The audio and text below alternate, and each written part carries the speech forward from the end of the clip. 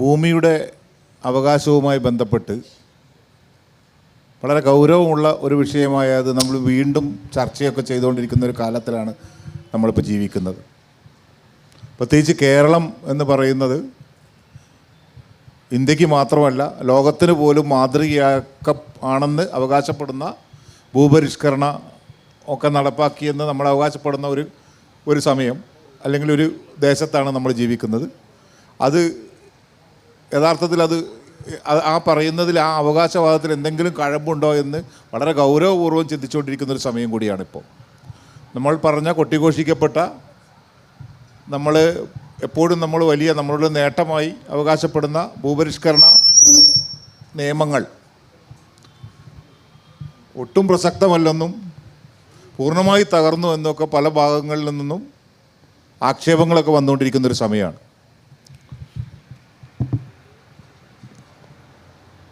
ആ സമയത്ത് തന്നെ ഒരു ലിറ്ററേച്ചർ ഫെസ്റ്റിവലിൽ വളരെ ഗൗരവമുള്ള ഈ ഒരു വിഷയത്തെ അങ്ങനെ ചർച്ച ചെയ്യാൻ പാകത്തിൽ ഗൗരവമുണ്ട് എന്നുള്ളത് തന്നെയാണ് ഈ വിഷയത്തിൻ്റെ പ്രാധാന്യവും. എന്തായാലും ഭൂമിയുടെ അവകാശികൾ ആരാണ് എന്നുള്ള ചോദ്യം എനിക്ക് തോന്നുന്നത് ചിന്തയൊക്കെ തുടങ്ങിയ കാലം മുതൽ തന്നെ മനുഷ്യർ പരസ്പരം ചോദിച്ചുകൊണ്ടിരിക്കുന്നുണ്ട്. പുരോഗമനപരമായ എല്ലാ ആശയങ്ങളുടെയും ഒരു പ്രധാനപ്പെട്ട ഒരു ചോദ്യം, അവർ നേരിട്ടൊരു പ്രധാനപ്പെട്ട ചോദ്യം കൂടിയായിരുന്നു, ആരാണ് ഇതിൻ്റെ അവകാശികൾ. നമുക്ക് മലയാളികൾക്കാണ് ഏറ്റവും കൂടുതൽ എനിക്ക് തോന്നുന്നത് അത് ലിറ്ററേച്ചറുമായിട്ട് കണക്ട് ചെയ്തിട്ട് അതിനെ സൂചിപ്പിച്ചത് നമ്മുടെ വൈക്കം മുഹമ്മദ് ബഷീറാണ്. ആരാണ് ഭൂമിയുടെ അവകാശികൾ? അതിൽ നിന്ന് തന്നെ നമുക്ക് ആരംഭിക്കാം. പക്ഷേ അങ്ങനെ ഒരു ചോദ്യത്തിന് അത്ര വിശദമായ അല്ലെങ്കിൽ അത്ര ഒരു വലിയ സമയമൊന്നും നമുക്കില്ലാത്തത് കൊണ്ട് തന്നെ നമുക്ക് വളരെ ഗൗരവത്തിൽ നമുക്ക് സ്പർശിക്കാവുന്ന അല്ലെങ്കിൽ നമ്മൾ ഡിസ്കസ് ചെയ്യേണ്ട ഒരു വിഷയം എന്നുള്ള നിലയ്ക്ക് അതിനെ ഇപ്പോഴത്തെ കാലത്ത് ഈ സമയത്ത് നമ്മൾ എങ്ങനെ അഡ്രസ്സ് ചെയ്യണം എന്നതിനെക്കുറിച്ച് ചർച്ച ചെയ്യുന്നതായിരിക്കും ഏറ്റവും ഉചിതം. അതിന് ഏറ്റവും അർഹരായിട്ടുള്ള ആളുകളാണ്. കാരണം നമുക്കറിയാം, ഭൂമി എന്ന് മാത്രമല്ല എന്തിൻ്റെയും അവകാശികൾ ആരാണ്, ആർക്കാണ് ഇതൊക്കെ കൈകാര്യം ചെയ്യാൻ അവകാശം അല്ലെങ്കിൽ അധികാരം എന്നുള്ളതൊക്കെ ഇതിൻ്റെ കൂടെ തന്നെ നമുക്ക് ഡിസ്കസ് ചെയ്യേണ്ടതാണ്. നമുക്കറിയാം, അപ്പം ആദിവാസികളുടെ ഭൂമിയാണ് യഥാർത്ഥത്തിൽ ആരാണ് അവകാശികൾ എന്ന് പറയുന്നതിന് മുമ്പ് തന്നെ ഈ ഭൂമി ആർക്കാണ് ഈ ഭൂമിയുടെ മേലെ എന്തെങ്കിലും തരത്തിലുള്ള അവകാശമുണ്ടെങ്കിൽ അത് ആർക്ക് എന്നുള്ളൊരു ചോദ്യം ചോദിക്കുമ്പോൾ നമുക്കൊക്കെ പറയാൻ പറ്റുന്നു ഈ ആദിമ നിവാസികളായിട്ടുള്ള മനുഷ്യർ തന്നെയായിരിക്കണം അതിൻ്റെ മുന്നിൽ. അവരുടെ ഈ ഭൂമിക്ക് വേണ്ടിയുള്ള ഒരു ആവശ്യം ലോകത്തിലെ എല്ലായിടത്തും ഇത് സംബന്ധിച്ചിട്ടുള്ള വലിയ സംഘർഷത്തിലേക്ക് മാറിയിട്ടുണ്ട്. നമുക്കറിയാം, കേരളത്തിൽ തന്നെ ആദിവാസികളുടെ ഭൂമി പ്രശ്നം എന്ന് പറയുന്നത് ഒരിക്കലും പരിഹരിക്കാൻ ശ്രമിക്കാത്ത, പൊതുസമൂഹം മനഃപൂർവ്വം മാറി നിൽക്കുന്ന ഒരു വിഷയമാണത്. നമുക്കറിയാം, ഇപ്പോൾ ഈ പറയുന്ന ഈ ഭൂപരിഷ്കരണ നിയമം, നമ്മൾ വലിയ കേമന്മാരാണെന്ന് നമ്മൾ അവകാശപ്പെടുന്ന ഭൂപരിഷ്കരണ നിയമം എന്ന് പറയുന്ന യഥാർത്ഥത്തിൽ ആദിവാസികളെ സംബന്ധിച്ചിടത്തോളം അല്ലെങ്കിൽ തദ്ദേശീയരായ മനുഷ്യരെ സംബന്ധിച്ചിടത്തോളം ഒരു തരത്തിലും അവരുടെ ജീവിതത്തെ ഏതെങ്കിലും അർത്ഥത്തിൽ സ്വാധീനിക്കാവുന്ന ഒരു കാര്യമായിരുന്നില്ല എന്നാണ് ഇപ്പം നമുക്ക് മനസ്സിലാവുന്നത്. ഇതിലൊക്കെ നമുക്ക് വ്യത്യസ്തമായ അഭിപ്രായങ്ങളൊക്കെ ഉണ്ടാകുമെങ്കിലും യാഥാർത്ഥ്യം അതാണ് എന്നാണ് നമുക്കറിയാം. ഈ കേരളത്തിലെ സമീപകാലത്തുള്ള ഈ പറയുന്ന ഭൂമിക്ക് വേണ്ടിയുള്ള സമരങ്ങളുടെ ഒരു ചരിത്രം നോക്കിയാൽ നമുക്കറിയാം. അതിൽ പങ്കെടുത്ത ആളുകളുടെ ചരിത്രം, ഈ സമരത്തിൽ പങ്കെടുത്തിട്ടുള്ള 3 പേര് യഥാർത്ഥത്തിൽ ഈ കേരളത്തിൻ്റെ ചരിത്രത്തിൻ്റെ കൂടെയുള്ള ആളുകളാണ്. ഭൂമിയായിട്ട് ബന്ധപ്പെട്ട് കേരളത്തെക്കുറിച്ച് സംസാരിക്കുമ്പോൾ അവിടുത്തെ ഈ പറഞ്ഞ ആദിമ നിവാസികളെക്കുറിച്ച്, തദ്ദേശീയരായ മനുഷ്യരെക്കുറിച്ച് പറയുമ്പോൾ അതിനപ്പുറത്തേക്ക് മറ്റാരെയും നമുക്ക് കാണാൻ പറ്റില്ല. അവർ തന്നെ വളരെ ആധികാരികമായി തന്നെ അല്ലെങ്കിൽ വളരെ കൃത്യമായി തന്നെ ഈ കാര്യങ്ങൾ പറയാൻ പറ്റുന്ന ആളുകളാണ്. നമുക്കറിയാം, മുത്തങ്ങ സമരം ഉൾപ്പെടെ, മുത്തങ്ങ സമരം എന്ന് പറഞ്ഞാൽ അതൊരു ഒരു തുടക്കം മാത്രമായിരുന്നു. അതിന് ഒരുപാട് കാലത്തെ വിവിധ സമരങ്ങളുടെ തുടർച്ചയായിട്ടാണ് മുത്തങ്ങയിൽ സമരം ഉണ്ടാകുന്നത്. എനിക്ക് തോന്നുന്നത് CK ജാനു അതൊന്ന് മുത്തങ്ങയിലെ സമരം കഴിഞ്ഞതിന് ശേഷം ഏതാണ്ട് 23 വർഷം കഴിഞ്ഞു. 23 വർഷത്തിന് ശേഷം എന്താണ് സ്ഥിതി എന്നുള്ളത് നമുക്കറിയാം. യഥാർത്ഥത്തിൽ ഈ ഭൂമിയുടെ അവകാശികൾ എന്നുള്ള നിലയ്ക്ക് ആദിവാസികൾക്ക് ഈ പറയുന്ന കേരളം പോലുള്ള ഒരു സ്ഥലത്ത് എന്ത് തരത്തിലുള്ള റൈറ്റാണ് എസ്റ്റാബ്ലിഷ് ചെയ്യാൻ കഴിഞ്ഞിട്ടുള്ളത്? CK ജാനു ഒന്ന് പറയാമോ?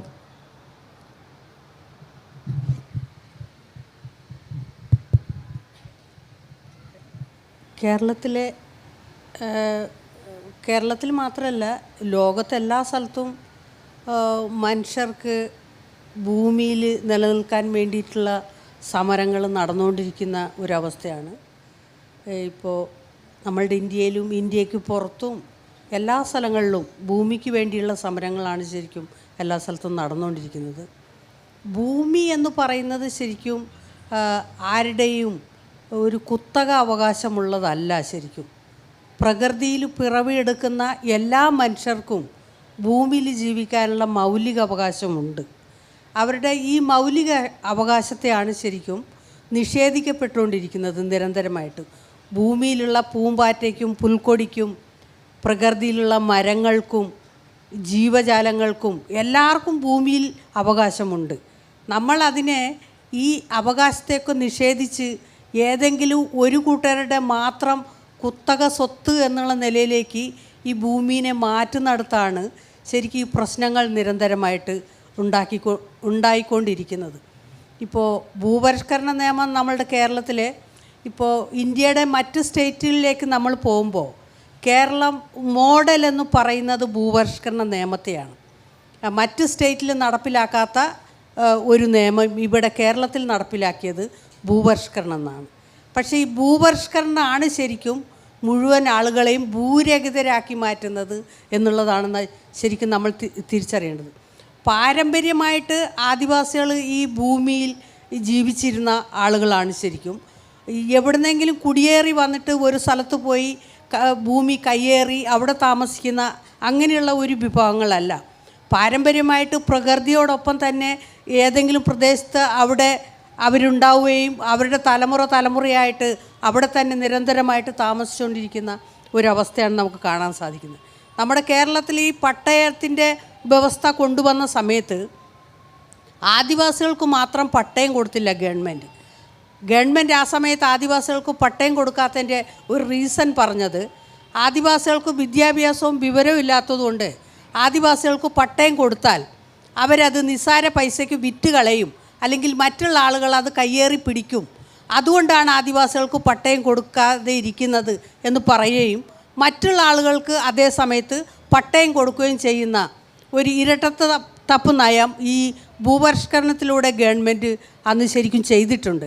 ഇപ്പോൾ കേരളത്തിലുള്ള പട്ടികജാതി പട്ടികവർഗ ഈ ജനവിഭാഗങ്ങളെ ഈ ഭൂപരിഷ്കരണത്തിൻ്റെ അകത്തേക്കേ ഉൾപ്പെടുത്തിയിട്ടില്ല.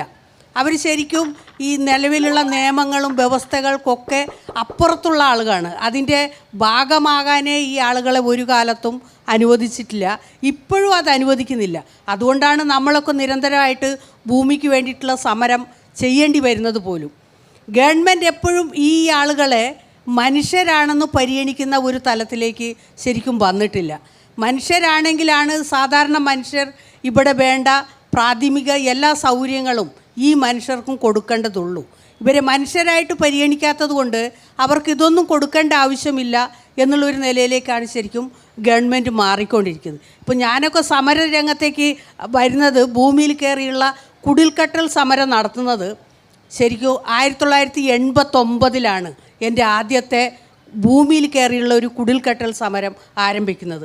അതിന് ശേഷം ഇങ്ങോട്ടേക്ക് നിരന്തരമായിട്ടുള്ള കുടിൽക്കട്ടൽ സമരമാണ് ശരിക്കും നടന്നുകൊണ്ടിരുന്നത്. ഇപ്പോൾ നമുക്കറിയാം, ഇപ്പോൾ ഭൂപരിഷ്കരണ നിയമത്തിനകത്ത് വളരെ കൃത്യമായിട്ട് ഇടപെട്ടിട്ടുള്ള ഒരാൾ ഗൗരിയമ്മയായിരുന്നു. ശരിക്കും ഗൗരിയമ്മ ഇപ്പോൾ മരിച്ചുപോയി. ഗൗരിയമ്മയായിട്ട് ഇപ്പോൾ ഞാൻ കേരളത്തിൽ ശരിക്കും പറഞ്ഞാൽ രാഷ്ട്രീയക്കാരി എന്നുള്ള നിലയിൽ ഇഷ്ടപ്പെട്ട ഏക ഒരു വ്യക്തിയായിരുന്നു ഗൗരിയമ്മ. ഗൗരിയമ്മയായിട്ട് ഒരു സ്വന്തം അമ്മ മക്കൾ ബന്ധം എന്നുള്ള ആ രീതിയിലുള്ള ഒരു ബന്ധം നിലനിന്നിരുന്നു. ഗൗരിയമ്മ പറഞ്ഞത് ഈ ഭൂപരിഷ്കരണ നിയമം കൊണ്ടുവന്ന സമയത്ത് ഇൻഡിവിജ്വൽ വ്യക്തിക്ക് 15 ഏക്കർ ഭൂമി എന്നുള്ള രീതിയിലേക്ക് വന്നപ്പോൾ ഇവിടെയുള്ള എല്ലാ ആളുകളും അവരുടെ മക്കളും മക്കളുടെ മക്കൾക്കും ഒക്കെ ഓരോ വ്യക്തിക്ക് 15 ഏക്കർ കൊടുത്തിട്ട് ബാക്കിയുണ്ടായിരുന്ന ഭൂമി തൊഴുത്തിലുണ്ടായിരുന്ന പശുവിൻ്റെ പേര് പാർവതി എന്നിട്ടിട്ട് അതിന് 15 ഏക്കറും, കൂട്ടിലുണ്ടായിരുന്ന പട്ടിയുടെ പേര് ടോമി എന്നിട്ടിട്ട് അതിൻ്റെ പേരിലേക്ക് 15 ഏക്കറും, ഇങ്ങനെയൊക്കെ ചെയ്തപ്പോഴും ഇവിടുത്തെ പട്ടികജാതി പട്ടികവർഗ ഭൂരഹിത മനുഷ്യരെ അതിനകത്ത് ഈ ഗവൺമെൻറ് ഉൾപ്പെടുത്തിയിട്ടില്ല എന്നുള്ള വസ്തുതയാണ് നമ്മൾ അറിയേണ്ടത്. ഭൂമിയുടെ കാര്യത്തിലും ഈ ആളുകൾക്ക് എപ്പോഴും അയിത്തവും അകൽച്ചയും മാറ്റി നിർത്തലും ഒക്കെ ആദ്യം തൊട്ടേ അനുഭവിക്കുന്നുണ്ട്. ഇത് ഇങ്ങനെ രേഖകൾ കൊടുക്കാതെ നിന്നിട്ടുള്ള ഭൂമിയിൽ അവസാനം ഭൂപരിഷ്കരണം കൊണ്ടുവന്നപ്പോൾ ഏറ്റവും ആദ്യം രേഖകളില്ലാത്ത ഭൂമി മിച്ച ഭൂമിയായിട്ട് പിടിച്ചെടുക്കുക എന്നുള്ളതാണ് ഗവൺമെൻറ് അതിനകത്ത് വെച്ച ഒരു വ്യവസ്ഥ. അപ്പോൾ ആദിവാസികൾക്ക് രേഖ കൊടുക്കാത്തതുകൊണ്ട് ആദിവാസികളുടെ മുഴുവൻ ഭൂമിയും ഗവൺമെൻറ് പിടിച്ചെടുക്കുകയും അവസാനം ഇവരെ പൂർണ്ണമായിട്ടും ഭൂരഹിതരാക്കി മാറ്റുകയും ചെയ്തിട്ടുണ്ട്. അത് 75 നിയമത്തിലൂടെ നമുക്കത് വളരെ കൃത്യമായിട്ട് അതിനെ പഠിക്കാൻ ശ്രമിച്ചാൽ നമുക്ക് മനസ്സിലാവും. അങ്ങനെ എന്നിട്ട് അവസാനം അവരുടെ ഒരു ഔദാര്യം പോലെ 5 സെൻറ്റ് വേണമെങ്കിൽ തരാം എന്ന്, അത് കുടികിടപ്പ് അവകാശം എന്നുള്ള രീതിയിലേക്ക് അതിനെ മാറ്റിക്കൊണ്ടുവരുന്ന ഒരവസ്ഥയാണ് ശരിക്കും ഉണ്ടായിട്ടുള്ളത്. ഭൂമി ഇവിടെ ഇഷ്ടം പോലെ ഉണ്ട് കേരളത്തിൽ. മുഴുവൻ ഭൂരഹിതരായിട്ടുള്ള മനുഷ്യർക്കും കൊടുക്കാൻ ഭൂമിയുണ്ട്. അതിൽ ഹിന്ദുവോ ക്രിസ്ത്യനോ മുസ്ലിമോ ആദിവാസിയോ ദളിതോ എന്നൊന്നും നോക്കേണ്ടതില്ല. ഈ പ്രകൃതിയിൽ പിറവിയെടുത്ത എല്ലാ മനുഷ്യർക്കും ഭൂമി വേണം. അത് പ്രത്യേകിച്ച് ആദിവാസികൾ ഭൂമിയോട് ഒന്നിച്ച് മണ്ണിനോട് ചേർന്നിട്ടാണ് അവരുടെ സംസ്കാരമുള്ളത്. ആചാരം, സംസ്കാരം, അവരുടെ സ്പിരിച്വാലിറ്റി ഒക്കെ ഉള്ളത് ഈ മണ്ണിനോട് ചേർന്നത് കൊണ്ട് ഈ ആളുകൾക്ക് നിരന്തരമായിട്ട് മണ്ണിലുണ്ടെങ്കിൽ മാത്രമേ അവരുടെ വംശം നിലനിൽക്കൂ. ഇല്ലെങ്കിൽ മണ്ണിൽ നിന്ന് അവർ മാറുന്തോറും അവർ വംശഗതിയിലേക്ക് ഏർപ്പെട്ടുകൊണ്ടിരിക്കുക. അത് നമ്മുടെ കേരളത്തിൽ ഇപ്പോൾ വരുന്ന സെൻസസൊക്കെ നോക്കിയാൽ വളരെ കൃത്യമായിട്ട് നമുക്ക് മനസ്സിലാക്കാൻ സാധിക്കും. അങ്ങനെ മണ്ണ് എന്ന് പറയുന്നത് എല്ലാ ആളുകളുടെയും അവകാശമാണ്, എല്ലാ മനുഷ്യർക്കും. അതിൽ ഒരു വിഭാഗത്തിന് മാത്രം ഇത് മുഴുവനായിട്ടും കുത്തകപ്പാട്ട എന്നുള്ള നിലയിൽ എടുക്കാനുള്ള അവകാശമില്ല.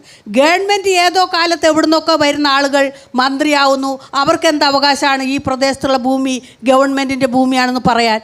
അവരുടെ അച്ഛനപ്പന്മാർ സമ്പാദിച്ചതൊന്നല്ലല്ലോ. ഇത് പ്രകൃതിയിൽ ആ പ്രദേശങ്ങളിലുണ്ടായിരുന്ന മുഴുവൻ മനുഷ്യരുടെ അവകാശമാണ്. അപ്പോൾ ഈ അവകാശത്തെ നിഷേധിക്കുന്ന ഒരു നിലപാടാണ് കഴിഞ്ഞ കാലങ്ങളിൽ മാറി മാറി വന്ന ഗവൺമെൻറ് നടത്തിക്കൊണ്ടിരിക്കുന്നത്. ഭൂസമരം എന്തായാലും ഈ മനുഷ്യരുടെ ജന്മം ഉള്ളിടത്തോളം കാലം ഭൂസമരം ഉണ്ടാവും. അത് ഒരു കാലഘട്ടത്തിലും ഇത് അവസാനിക്കില്ല. ഈ പ്രകൃതിയിൽ പിറവിയെടുത്ത മനുഷ്യർക്ക് മണ്ണിൽ ജീവിക്കാനുള്ള മൗലിക അവകാശമുണ്ട്. ഇപ്പോൾ ഒരു മനുഷ്യൻ ജനിക്കുമ്പോൾ ആദ്യം പറയുന്നത് എന്താ? ഭക്ഷണം, വസ്ത്രം, പാർപ്പിടം. അത് അവരുടെ മൗലിക അവകാശമാണ്. ഈ മൗലിക അവകാശത്തെ നിഷേധിക്കുന്നത് കൊടിയ മനുഷ്യാവകാശ ലംഘനമാണ്. ഈ കേരളം പോലെയുള്ള സംസ്ഥാനത്തിൽ ഈ കാര്യത്തിൽ മനുഷ്യാവകാശ ലംഘനമാണ് വളരെ സജീവമായിട്ട് നടന്നുകൊണ്ടിരിക്കുന്നത്. അതിനെതിരെയുള്ള ഒരു പ്രക്ഷോഭമാണ് ഈ കഴിഞ്ഞ കാലങ്ങളിൽ ആദിവാസികളുടെ നേതൃത്വത്തിൽ വളരെ സജീവമായിട്ട് നടന്നത്. ഇപ്പോഴും അത് നടന്നുകൊണ്ടിരിക്കുന്നുണ്ട് പല സ്ഥലത്തും. ഒരു സ്ഥലത്ത് ആ സമരം നിന്നു പോയിട്ടില്ല. ഇപ്പോഴും പല സ്ഥലത്തും സമരങ്ങൾ ആളുകൾ നടത്തിക്കൊണ്ടിരിക്കുന്നത്. ഈ സമരം നടത്തിയ ആളുകൾക്ക് പട്ടയം കൊടുത്തിട്ടില്ല. അവിടെ ഈ ആദിവാസികൾ കൊടുക്കുന്ന സമയത്ത് പട്ടയമേള എന്നാണ് പറയുന്നത്. പട്ടയമേളയ്ക്ക് ആദിവാസികൾ പോകുമ്പോൾ 50 ആദിവാസികളും 50 അനാദിവാസികളും ഉണ്ടെങ്കിൽ ആ അനാദിവാസികൾക്ക് കരമടയ്ക്കാൻ പറ്റുന്ന ഒറിജിനൽ പട്ടയം കൊടുക്കുകയും ആദിവാസികൾക്ക് കൈവശരേഖ കൊടുക്കുകയും അങ്ങനെ ഒരു 2ാം തര പൗരനെ നിരന്തരമായിട്ട് ഗവൺമെൻറ് സൃഷ്ടിച്ചുകൊണ്ടേയിരിക്കുന്ന ഒരവസ്ഥയുണ്ട്. ഇതൊക്കെ ശരിക്കും അവസാനിപ്പിക്കേണ്ട ഒരു കാലഘട്ടമേ അതിക്രമിച്ചിട്ടുണ്ട്. അത് പിന്നെ എനിക്ക് തോന്നുന്ന ഒരു 2ാമത്തെ ഘട്ടത്തിൽ നമുക്ക് ഒന്ന് സമയമുണ്ടെങ്കിൽ ചെയ്യാം. എനിക്ക് തോന്നുന്നു ഗീതമാഷ ഒരു കാര്യം, ഈ കേരളത്തിൻ്റെ ഏറ്റവും വലിയൊരു നേട്ടമായി പറയുന്നത് നമ്മളുടെ ഈ ഭൂപരിഷ്കരണ നിയമമാണ്. അത് നമുക്കറിയാം, ഈ പിന്നെ ഒരു സാമൂഹ്യ സ്ഥാപനങ്ങൾ എന്ന നിലയിൽ തോട്ടങ്ങളെ വലിയ തോതിൽ അതിൻ്റെ ഈ പരിധിയിൽ നിന്ന് ഒഴിവാക്കിയിട്ടാണ് കൊടുക്കുന്നത്. എവിടെയാണ് അത്? പ്രത്യേകിച്ച് കമ്മ്യൂണിസ്റ്റ് പാർട്ടികൾ ഭരിച്ചുകൊണ്ടിരുന്ന ഒരു സ്റ്റേറ്റിലാണ് അവരുടെ ഏറ്റവും വലിയ നേട്ടമായിട്ടാണ് അത് ചൂണ്ടിക്കാണിക്കപ്പെട്ടത്. പക്ഷേ ഫലത്തിൽ എന്താണ് സംഭവിച്ചത് എന്നുള്ളത് എനിക്ക് തോന്നുന്നു അതാണ് എനിക്ക് തോന്നുന്നത് നമുക്ക് വളരെ സീരിയസ് ആയിട്ട് കാണേണ്ട ഒരു കാര്യം കൂടിയാണെന്ന് തോന്നുന്നത്.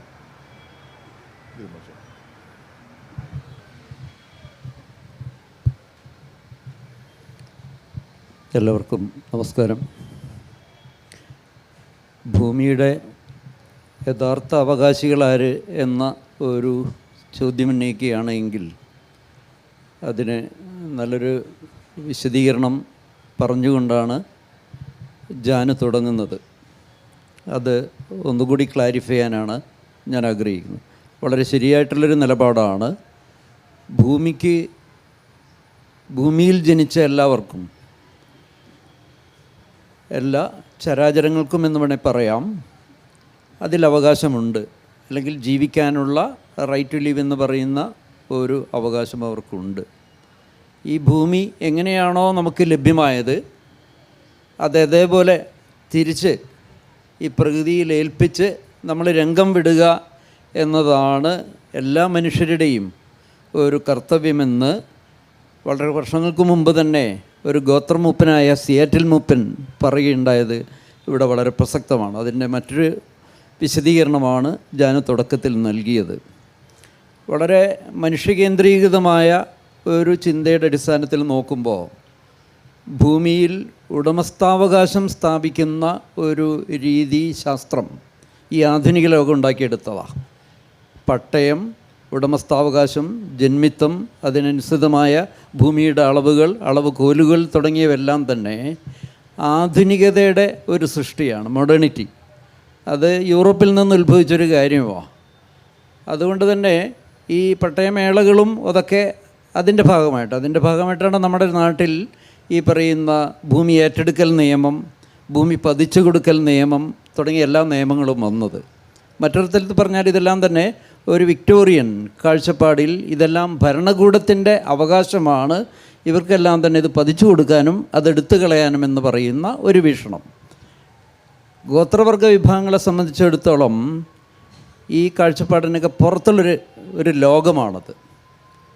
ആ ലോകം ഈ ഭരണകൂടവും അതിൻ്റെ ആധുനികതയും അളവുകോലുകളും ഈ പറഞ്ഞ നിയമങ്ങളും പതിച്ചു കൊടുക്കൽ പ്രസ്ഥാനങ്ങളെല്ലാം വരുന്നതിന് വളരെ കാലം മുമ്പ് തന്നെ, സഹസ്രാബ്ദങ്ങൾക്കോ നൂറ്റാണ്ടുകൾക്കോ മുമ്പ് തന്നെ ഈ ലോകത്തുണ്ട്.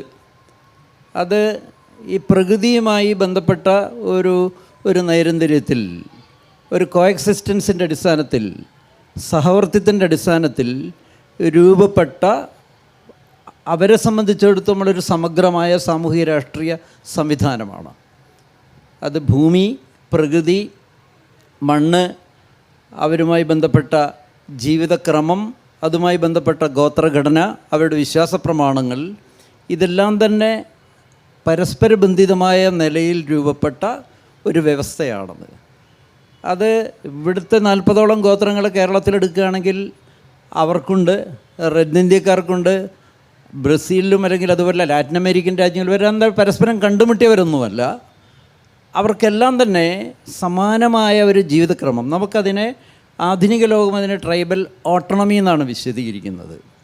അതുകൊണ്ട് ഗോത്രവർഗ വിഭാഗങ്ങളുടെ പ്രധാനപ്പെട്ട ഒരു മുദ്രാവാക്യം തന്നെ ഓട്ടോണമിയാണ് സ്വാതന്ത്ര്യമെന്നാണ്.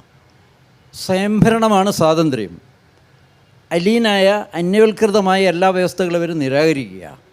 ലാറ്റിൻ അമേരിക്കയിലൊരു മൂവ്മെൻ്റ് ഉണ്ട്, ഏതാണ്ട് ഗോത്രമഹാസഭയൊക്കെ ഉണ്ടാകുന്നതിന് എത്രയും മുമ്പുണ്ടായാണ് സപ്പാട്ടിസ്റ്റ മൂവ്മെൻറ്റ്. അവർ മുഖംമൂടിയൊക്കെ ഇട്ടാണ് നടക്കുക. മുഖംമൂടി മീൻസ് മാസ്ക് ഒക്കെ ഇട്ടാണ് നടക്കുക.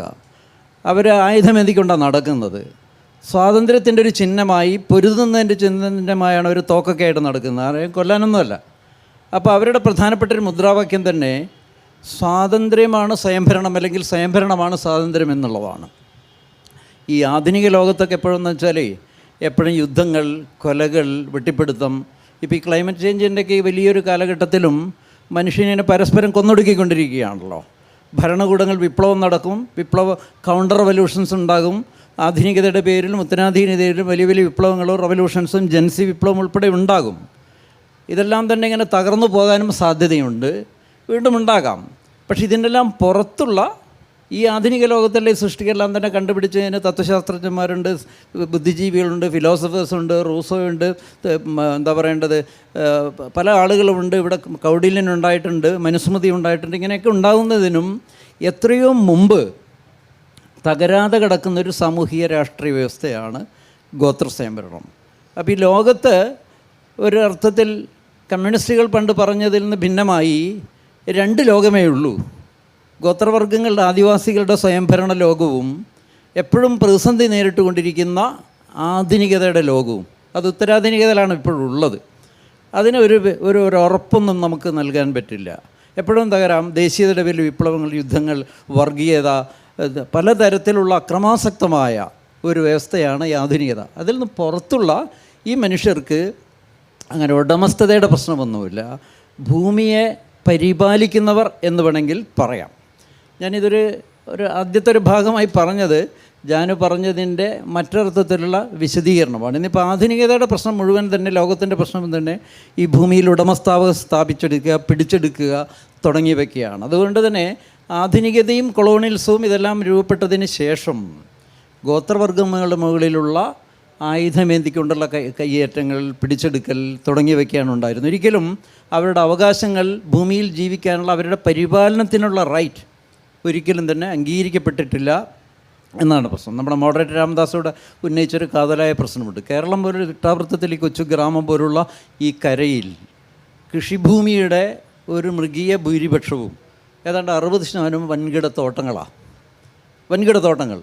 ഈ തോട്ടങ്ങളെല്ലാം സ്ഥാപിച്ചത് ഈ ഗോത്രവർഗ വിഭാഗങ്ങളുടെ മുതുകിൽ കയ്യേറ്റം നടത്തി വളരെ നീചമായ നിലയിൽ അവരെ അടിച്ചിറക്കിയാണ് 1930-കളിലൊക്കെ ഉണ്ടായ ഹാരിസണും എസ്റ്റേറ്റും ടാറ്റയും അതുപോലുള്ള വയനാടിൻ്റെ ഒരു 1/3 എന്നുണ്ടെങ്കിൽ പകുതിയും ഇത്തരത്തിലുള്ള വൻകിട തോട്ടങ്ങളാണ്. ഈ തോട്ടങ്ങളിൽ നല്ലൊരു ഭാഗവും 1947 ഇന്ത്യക്ക് സ്വാതന്ത്ര്യം കിട്ടിയതിന് ശേഷം ബ്രിട്ടീഷുകാരും വിദേശികളും അവിടെ നിന്ന് പോയി. പക്ഷെ പോയിട്ടും ഈ തോട്ടങ്ങൾ സർക്കാരിൽ നിക്ഷിപ്തമായില്ല. ഇൻഡിപെൻഡൻസ് ആക്ട് വന്നതിന് ശേഷം ഇതെല്ലാം തന്നെ ഈ അന്നത്തെ ബ്രിട്ടീഷ് ഉടമസ്ഥതയിൽ നിന്നും സർക്കാരിൽ നിക്ഷിപ്തമാകേണ്ടതാണ്. എങ്കിലും ഇതെല്ലാം തന്നെ വ്യാജമായ രേഖകളിലൂടെ 70-കളിൽ കൈയടക്കി പല ഭൂസ്വാമിമാരും, അത് ഹാരിസനായിരിക്കാം, ടാറ്റയായിരിക്കാം, ഇപ്പോൾ ഏതാണ്ട് 5.5 ലക്ഷത്തിലധികം ഏക്കറാണ് തിരുവിതാംകൂറിലുള്ള ചെറുവള്ളി എസ്റ്റേറ്റ് പോലെ എന്നുള്ളതാണ് ഡോക്ടർ രാജമാണിക്യം കണ്ടെത്തിയ ഒരു പഠനത്തിൽ പറയുന്നത്. വയനാട്ടിൽ തന്നെ ഏതാണ്ട് 1.5 ലക്ഷം ഏക്കർ 60ഓളം എസ്റ്റേറ്റുകളും ഇങ്ങനെ കൈയടക്കി വെച്ചിരിക്കുന്നതാണ്. നമ്മൾ മനസ്സിലാക്കേണ്ടത് 1930-കളിൽ കുടിയിറക്കപ്പെട്ട കാട് വെട്ടിത്തെളിച്ച് കുടിയിറക്കപ്പെട്ടാണ് വയനാട്ടിലെ കാട്ടുനായ്ക്കരും വേട്ടക്കുറമർ തുടങ്ങിയവർ. ഗോത്രവർഗ വിഭാഗങ്ങളുടെ ഏറ്റവും അടിസ്ഥാന വിഭാഗങ്ങൾ എന്ന് പറയാവുന്ന പണിയർ, കേരളത്തിലെ 4 ലക്ഷമാണല്ലോ ആദിവാസികൾ, അതിലേതാണ്ട് 1.25 ലക്ഷം പണിയ വിഭാഗങ്ങളാണ്. ഈ പണിയ അടിയ വിഭാഗങ്ങളെല്ലാം തന്നെ ശരിക്കും ഭൂമിയോടൊപ്പം കച്ചവടം ചെയ്യപ്പെട്ടവരാണ്. ഭൂമിയോടൊപ്പം ഒരു ഭൂവുടമ മറ്റൊരു ഭൂവുടമക്ക് ഭൂമി കൈമാറ്റം ചെയ്യുമ്പോൾ എൻ്റെ ഈ ഭൂമിയുമായി ബന്ധപ്പെട്ട ഒരു 100ഓളം അടിമകളെ ഞാൻ കൈമാറ്റം ചെയ്യുന്നു എന്ന് പണ്ട് ആധാരത്തിലൊക്കെ പറഞ്ഞു വയ്ക്കും, എഴുതി വയ്ക്കും. അങ്ങനെ കൈമാറ്റം ചെയ്യപ്പെട്ടവരാണ് പണിയരും അടിയരും. തിരുവിതാംകൂറിലെ പുലയർ തുടങ്ങിയ വിഭാഗങ്ങളെ വിദേശത്തേക്ക് കയറ്റി വെച്ചു എന്നുള്ളത് മറ്റൊരു ചർച്ച. ദളിത് വിഭാഗങ്ങളെ വൻതോതിൽ വിദേശത്തേക്ക് ഉൾപ്പെടെ അടിമകളെ കയറ്റി വെച്ചിരുന്നു സ്ലേവറിയുടെ ഭാഗമായി. പക്ഷേ കേരളത്തിൽ ഗോത്രവർഗ വിഭാഗങ്ങളിൽ ഗണനീയമായൊരു വിഭാഗം ഈ അടിമത്തത്തിന് വിധേയമായി വള്ളിയൂർക്കാവൊക്കെ അതിൻ്റെ ഒരു ഭൂപ്രദേശമായിരുന്നു. ഞാൻ സൂചിപ്പിച്ചു വന്നത് ഈ അടിമത്തത്തിന് വിധേയമായ മനുഷ്യരോട് ഒരർത്ഥത്തിലുമുള്ള റെപ്പറേറ്റീവായിട്ടുള്ള റെപ്പറേഷൻ എന്ന് പറയുന്ന ഒരു നഷ്ടപരിഹാര നീതിയുടെ കാഴ്ചപ്പാടിൽ നമ്മുടെ ആധുനിക ജനാധിപത്യ ലോകം, വിശേഷിച്ചും കേരളത്തിലെ പുരോഗമന ജനാധിപത്യ പ്രസ്ഥാനമായ കമ്മ്യൂണിസ്റ്റ് പാർട്ടി ഉൾപ്പെടെ സമീപിച്ചിരുന്നില്ല എന്നുള്ളതാണ് ഒന്നാമത്തെ ഒരു പോയിൻ്റ്. രണ്ടാമത്തത്, ഇന്ന് ക്ലൈമറ്റ് ചേഞ്ചൊക്കെ തന്നെ ചർച്ച ചെയ്യപ്പെടുന്നൊരു കാലഘട്ടമാണ്. കേരളത്തിലെ വനങ്ങൾ നശിപ്പിച്ചതിൽ പ്രത്യേകിച്ചും വയനാട്ടിൽ ഏറ്റവും കൂടുതൽ ഇരയാക്കപ്പെട്ടത് കാട്ടുനായ്ക്കരും വേട്ടക്കുറമരൊക്കെ എന്നാണ്. 40-കളിലെ ബ്രിട്ടീഷ് ഭരണകാലത്ത് ഉത്തരവുകളൊക്കെ നോക്കിയാൽ അതെല്ലാം തന്നെ വെസ്റ്റ് ചെയ്യുമ്പം അല്ലെങ്കിൽ റിസർവ് കാറ്റഗറിയിലേക്ക് കൊണ്ടുവരുമ്പം അതിൽ വേട്ടക്കുറമയുടെ അവകാശമൊക്കെ മുത്തങ്ങ റേഞ്ചിലൊക്കെയുള്ള കാര്യങ്ങളൊക്കെ പറഞ്ഞത് ഞങ്ങൾ ശ്രദ്ധിച്ചിട്ടുണ്ട്. അപ്പോൾ ഇവർക്ക് യഥാർത്ഥത്തിൽ പാരിസ്ഥിതിക നീതി, റെപ്പറേഷൻ എന്ന് പറയുന്ന നഷ്ടപരിഹാര നീതിക്ക് അവകാശപ്പെട്ടതാണ്. ആ നിലക്ക് നോക്കുമ്പോൾ വയനാട്ടിലൊക്കെയുള്ള ഭൂമിയുടെ മൃഗീയ ഭൂരിപക്ഷവും 47-ന് ശേഷം ഈ പണിയർക്കും അടിയർക്കും കാട്ടുനായ്ക്കർക്കും വേട്ടക്കുറുമർക്കും പതിച്ചു കൊടുക്കേണ്ടതായിരുന്നു എന്നുള്ളതാണ് സത്യം. പക്ഷേ കേരളം, ആധുനിക കേരളം ഒരിക്കലും അത് അഭിസംബോധന ചെയ്യില്ല. ഞാൻ പറയുണ്ടായി ഭൂപരിഷ്കരണത്തിന് ശേഷം കുടികിടപ്പാണ് നടപ്പാക്കിയതെന്ന്. നമ്മുടെ ആധുനികതയുടെ കേരളത്തിൻ്റെ ഒരു വലിയൊരു കുഴപ്പം, ഉള്ളിൻ്റെ ഉള്ളിൽ അടിമത്തത്തെ ഇപ്പോഴും താലോലിക്കുന്നവരാണ്. ഉള്ളിൻ്റെ ഉള്ളിൽ എന്തുകൊണ്ടാണ് കേരളത്തിൽ 50,000-ഓളം കോളനികൾ വന്നത്? ഈ കോളനികൾ പഴയ അടിമത്തത്തിൻ്റെ മറ്റൊരു വകഭേദമാണ്. ആധുനികതയിൽ നിലനിർത്തുന്നൊരു രൂപമാണ് ഈ കോളനികൾ. സർക്കാർ കണക്കനുസരിച്ച് ഏതാണ്ട് 20,000 കോളനികളുണ്ട്. കോളനികൾ എന്ന് പറഞ്ഞാൽ പഴയ കുടികിടപ്പ് നിയമം വരുന്നത് ഭൂപരിഷ്കരണത്തിൻ്റെ ഭാഗമായി ജന്മിത്വം അവസാനിപ്പിച്ച് പാട്ടക്കുടിയന്മാർക്കൊക്കെ സ്ഥിരാവകാശം കൊടുക്കുന്നതിന് മുമ്പ്, അങ്ങനെ കൊടുത്തു കഴിഞ്ഞാൽ ആ ഭൂമിയിലൊക്കെ കെട്ടിയിടപ്പെട്ട ആദിവാസികളും ദളിതനും കുടിയിറക്കപ്പെടും. അങ്ങനെ പിന്നീട് കുടിയിറക്കപ്പെടാതിരിക്കാൻ ഒരു പ്രിയമെറ്റീവ് ആക്ഷൻ ലെജിസ്ലേഷൻ എന്നുള്ള നിലയിലാണ് കുടി കിടക്കുന്നവന് ആദ്യം 3 സെൻറ്റും 5 സെൻറ്റും കൊടുത്ത് അങ്ങ് ഉറപ്പിച്ചത്. അതുകൊണ്ട് മൂപ്പൻ പോലെയാണെപ്പോലുള്ള ആളുകൾക്ക് തന്നെ 5 സെൻറ്റും, പിന്നീട് ഗ്രാമങ്ങളിൽ 3 സെൻറ്റും, പഞ്ചായത്ത് പ്രദേശങ്ങളിൽ 5 സെൻറ്റൊക്കെ ആയിട്ട് നിജപ്പെടുത്തി അത് പെറ്റുപെരുകയാണെന്ന് കോളനികളായി മാറിയിരിക്കും. ഞാൻ സൂചിപ്പിച്ചത് ഈ കോളനിവാസികളായിട്ടുള്ള പണിയനും അടിയനും കാട്ടുനായ്ക്കനൊക്കെ അത് ഭൂമിയുടെ ഉടമസ്ഥാവകാശം ചോദിച്ചാൽ, നമുക്കറിയാം കേരളത്തിൽ ഒരുപാട് നവോത്ഥാനം നടത്തി, 7 പേരുടേത്, ക്രിസ്ത്യാനികളുടേതുണ്ട്, നായന്മാരുടേത്, മുസ്ലിങ്ങളുടെ എല്ലാം തന്നെ വലിയ മുന്നേറ്റം നടന്ന സാമൂഹ്യ നവോത്ഥാന കേരളത്തിൽ ആദിവാസികൾ ഉണർന്നപ്പോൾ വെടിവെക്കുകയാണ് ചെയ്തിരുന്നത്. അതൊരു വലിയ ചോദ്യമാണ്. മുത്തങ്ങയിലുള്ള വലിയൊരു പോരാട്ടത്തിലുണ്ടായിരുന്ന പണിയനും അടിയനും കാട്ടുനായ്ക്കലും ബഹുഭൂരിപക്ഷം പേരും ഈ അടിമത്തത്തിന് വിധേയമായിരുന്നു. അവരുണർന്നപ്പോൾ ഈ നവോത്ഥാന കേരളം പെരുമാറിയിരുന്നത് ദേ വർ ഷട്ട് ഡൗൺ. ഇതാണ് സംഭവം. അതിൻ്റെ ഉത്ബോധത്തിൽ ഇപ്പോഴും ഒരു നഷ്ടപരിഹാര നീതിയുടെ ജനാധിപത്യ അംശം നമ്മുടെ ജനാധിപത്യത്തിൻ്റെ സമൂഹമില്ല എന്നുള്ളതുകൊണ്ടാണ് ബിന്ദുവിനെല്ലാം തന്നെ ഇപ്പോഴും പ്രക്ഷോഭം കൂട്ടേണ്ടി വരുന്നത് എന്നതാണ് ഒരു ഫസ്റ്റ് റൗണ്ടിൽ എനിക്ക് പറയാനുള്ളത്. എന്തായാലും പിന്നെ ഈ ഗീതമാഷ് പറഞ്ഞതിൻ്റെ തുടർച്ച തന്നെയാണ്. അതായത് പിന്നെ വളരെ ജെന്യുവനാണെന്ന് തോന്നുക, അല്ലെ സമൂഹം അംഗീകരിച്ചു എന്ന് പറയുമ്പോഴും ബിന്ദു വൈലാശ്ശേരിയെ പോലെയുള്ള ആളുകൾ നിലമ്പൂരിൽ നടത്തുന്നൊരു സമരമുണ്ട്. കഴിഞ്ഞ ഏതാണ്ട് ഒരു വർഷത്തിലധികമായി നിരവധി ദിവസങ്ങൾ നിരാഹാരം കിടക്കുകയൊക്കെ ചെയ്തിട്ടുള്ള ആളാണ് ബിന്ദു വൈലാശ്ശേരി. അത് എന്താണെങ്കിൽ ഭൂമിക്ക് വേണ്ടിയിട്ടുള്ള അവർ ചൂണ്ടിക്കാണിച്ചു കൊടുക്കുന്ന ഭൂമിക്ക് വേണ്ടിയിട്ടുള്ള, അത് ഇതാ ഞങ്ങളുടെ ഭൂമി, ഇത് ഞങ്ങൾക്ക് തരണം എന്ന് പറഞ്ഞ് കൊടുത്തിട്ടുള്ള ഭൂമി പോലും ഇവർക്ക് കൊടുക്കാൻ തയ്യാറാവുന്നില്ല എന്നുള്ളതാണ്. അതിൻ്റെ പേരിൽ ഇപ്പം മലപ്പുറം കളക്ടറേറ്റിൻ്റെ മുന്നിൽ സമരം നടത്തിക്കൊണ്ടിരിക്കുകയാണ്. ബിന്ദു എനിക്ക് തോന്നുന്നത് നമ്മളുടെയൊക്കെ മുന്നിലുള്ളൊരു വലിയ ഉദാഹരണം തന്നെ. നമുക്ക് നമ്മളോട് തന്നെ ചോദിക്കേണ്ട എന്താണ് നമ്മൾ ഈ മനുഷ്യരോട് കാണിക്കുന്ന നീതി എന്ന് നമുക്ക് തന്നെ ചോദിക്കാവുന്ന ആ രൂപത്തിൽ നമ്മൾ വേണമെങ്കിൽ ഒരു മുന്നിൽ കാണാവുന്ന ഒരാളാണ് ബിന്ദു എന്ന് പറയുന്ന ഒരാൾ. കാരണം നമ്മളവിടെ പോയിട്ടുണ്ടെങ്കിൽ നമുക്ക് അവിടെ നിലമ്പൂരിലാണ്, നിലമ്പൂർ എന്ന് പറഞ്ഞിട്ടുണ്ടെങ്കിൽ മലപ്പുറം ജില്ലാ കളക്ടറേറ്റിന് മുന്നിലാണ് ഇപ്പോൾ സമരം നടത്തുന്നത്. നിലമ്പൂരിലാണ് ഈ ഇവർ അവകാശപ്പെടുന്ന ഇവർ താമസിച്ചുകൊണ്ടിരിക്കുന്ന ഭൂമിയുള്ളത്. അവിടെ ഒരു ഉപതെരഞ്ഞെടുപ്പ് വന്നു. ഈ കുറച്ച് ദിവസമായിട്ടേ ഉള്ളൂ. അതിൻ്റെ പിന്നെ ഈ പറയുന്ന വലിയ നമ്മളെ സ്റ്റേറ്റിലെ എല്ലാ പാർട്ടികളും വലിയ നേതാക്കന്മാരും ഒക്കെ നിരന്തരമായി അവിടെ കയറി ഇറങ്ങുന്നുണ്ട്. പക്ഷെ ഒരാൾ പോലും ഈ ഒരു സമരം എന്തിനാണ് നിങ്ങൾ സമരം ചെയ്യുന്നത് അന്വേഷിക്കാൻ പോലും തയ്യാറില്ല. അത്രമാത്രം കാപട്യം നിറഞ്ഞതാണ് നമ്മുടെ പൊതുബോധം എന്നുള്ളതും കൂടിയാണ്. എനിക്കൊന്ന് ബിന്ദുവിൻ്റെ അടുത്ത് തന്നെ അതിന് കൃത്യമായിട്ട് അത് പറയാൻ പറ്റും. അത് എന്തായിരുന്നു യഥാർത്ഥത്തിൽ നിങ്ങളുടെ ആ സമരത്തിൻ്റെ ഒരു അനുഭവം? അതായത് നിങ്ങൾ ജീവിക്കുന്ന ഒരു ഭൂമിക്ക് വേണ്ടി തലമുറകളായി ജീവിച്ചുകൊണ്ടിരിക്കുന്ന അടിമകളാക്കപ്പെട്ടിട്ടുള്ള ഈ മനുഷ്യരുടെ അവരുടെ ഞങ്ങളുടെ ഭൂമി ഇതാ എന്ന് പറഞ്ഞിട്ട് അത് ചൂണ്ടിക്കാണിച്ചാൽ ആ ഭൂമി പോലും അവർക്ക് എന്താ പറയുക, അവർക്ക് കൊടുക്കാൻ നമുക്ക് തയ്യാറാവുന്നില്ല. എല്ലാവർക്കും നമസ്കാരം. ഞാൻ ബിന്ദു വൈലാശ്ശേരി എന്നറിയപ്പെടും. 314 ദിവസം എൻ്റെ സമുദായത്തിന് വേണ്ടി പട്ടിണി സമരം, അതായത് മരണത്തിനെ മുഖാമുഖം കണ്ടിട്ടുണ്ട്. അങ്ങനെ ഒരു സമരം നടത്തി. അപ്പോൾ ഇവിടെ ഞങ്ങളുടെ ആദിവാസികളെ പ്രശ്നം എന്താണെന്ന് വെച്ചാൽ ഒരുപാട് പ്രശ്നങ്ങളുണ്ട്. പക്ഷെ നമുക്കിപ്പോൾ ഞങ്ങളുടെ അടിസ്ഥാന ആവശ്യം ഭൂമിയാണ്. ഈ ഭൂമി ആദിവാസികളെ കയ്യിൽ നിന്നും എങ്ങനെ നഷ്ടപ്പെട്ടു? ആദിവാസികൾക്ക് എവിടെ ഈ കോളനിയിലേക്ക് ഒതുക്കപ്പെട്ടത് എങ്ങനെയാണ്? ഇത് വലിയൊരു ചരിത്രമാണ്. കാരണം നമുക്കെല്ലാവർക്കും അറിയാം, സ്വാതന്ത്ര്യത്തിന് മുന്നേ ഞങ്ങളുടെ ആളുകളെല്ലാം ഓരോ ജമ്മികൾ അടിമകളായിരുന്നു. ആ അടിമത്തത്തിൽ നിന്നാണ് ശരിക്ക് ഞങ്ങളൊക്കെ കോളനിയിലേക്ക് തള്ളപ്പെടുന്നത്.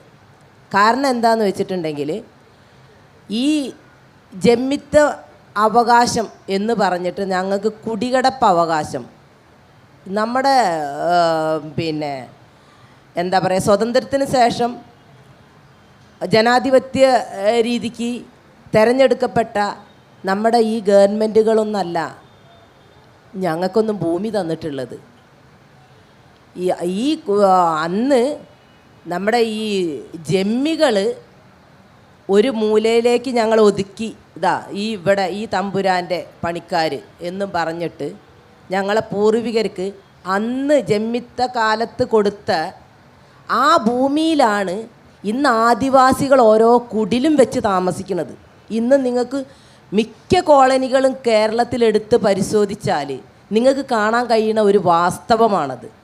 നമ്മളെ ഇവിടെ ഇത്രയും കാലമായിട്ട് നമ്മൾ ഇന്ത്യക്ക് സ്വാതന്ത്ര്യം കിട്ടിയിട്ട് വർഷം എത്രയായി? ഈ വർഷത്തിൻ്റെ ഇടയ്ക്ക് എത്രയോ ഗവൺമെൻറ്റുകൾ മാറി മറിഞ്ഞ് നമുക്ക് എത്ര ഗവൺമെൻറ് എന്ന് നമ്മൾ കേരളത്തിൽ പറയാൻ സാധിക്കില്ല. കാരണം ഇടതും വലതും മാറി ഭരിച്ചിട്ട് ഈ ആദിവാസി സമൂഹത്തിന് ആ കോളനി വൽക്കരണത്തിൽ നിന്നും ഒരു ഇഞ്ച് പോലും അവരെ മുന്നോട്ട് കൊണ്ടുവരാൻ ഈ ഭരണാധികാരികൾക്ക് സാധിച്ചിട്ടില്ല എന്നുള്ളത് വളരെ വലിയൊരു സത്യമാണ്. ഇന്ന് നമ്മളെ കോളനിയിൽ ജീവിക്കുന്ന ആൾക്കാർ അന്നത്തെ ഈ ജമ്മികൾ കൊടുത്ത സ്ഥലങ്ങളിലാണ് താമസിക്കുന്നത്. ഇപ്പോഴും അവർ തലമുറകളായി മക്കളായി ഞങ്ങളൊക്കെ അത് അനുഭവിച്ചു കൊണ്ടിരിക്കുന്ന ആൾക്കാരാണ്. മക്കളായി അവരുടെ മക്കളായി ഒക്കെ ഈ ഒരു ഒതുക്കപ്പെട്ട ഈ സ്ഥലത്താണ് കഴിഞ്ഞ് കൂടിക്കൊണ്ടിരിക്കുന്നത്. നിങ്ങൾക്ക് ആ ദയനീയ അവസ്ഥ ഇവിടെ പത്രക്കാർക്കൊക്കെ ഒരുപാട് ആൾക്കാർക്ക് അത് കണ്ടതാണ്.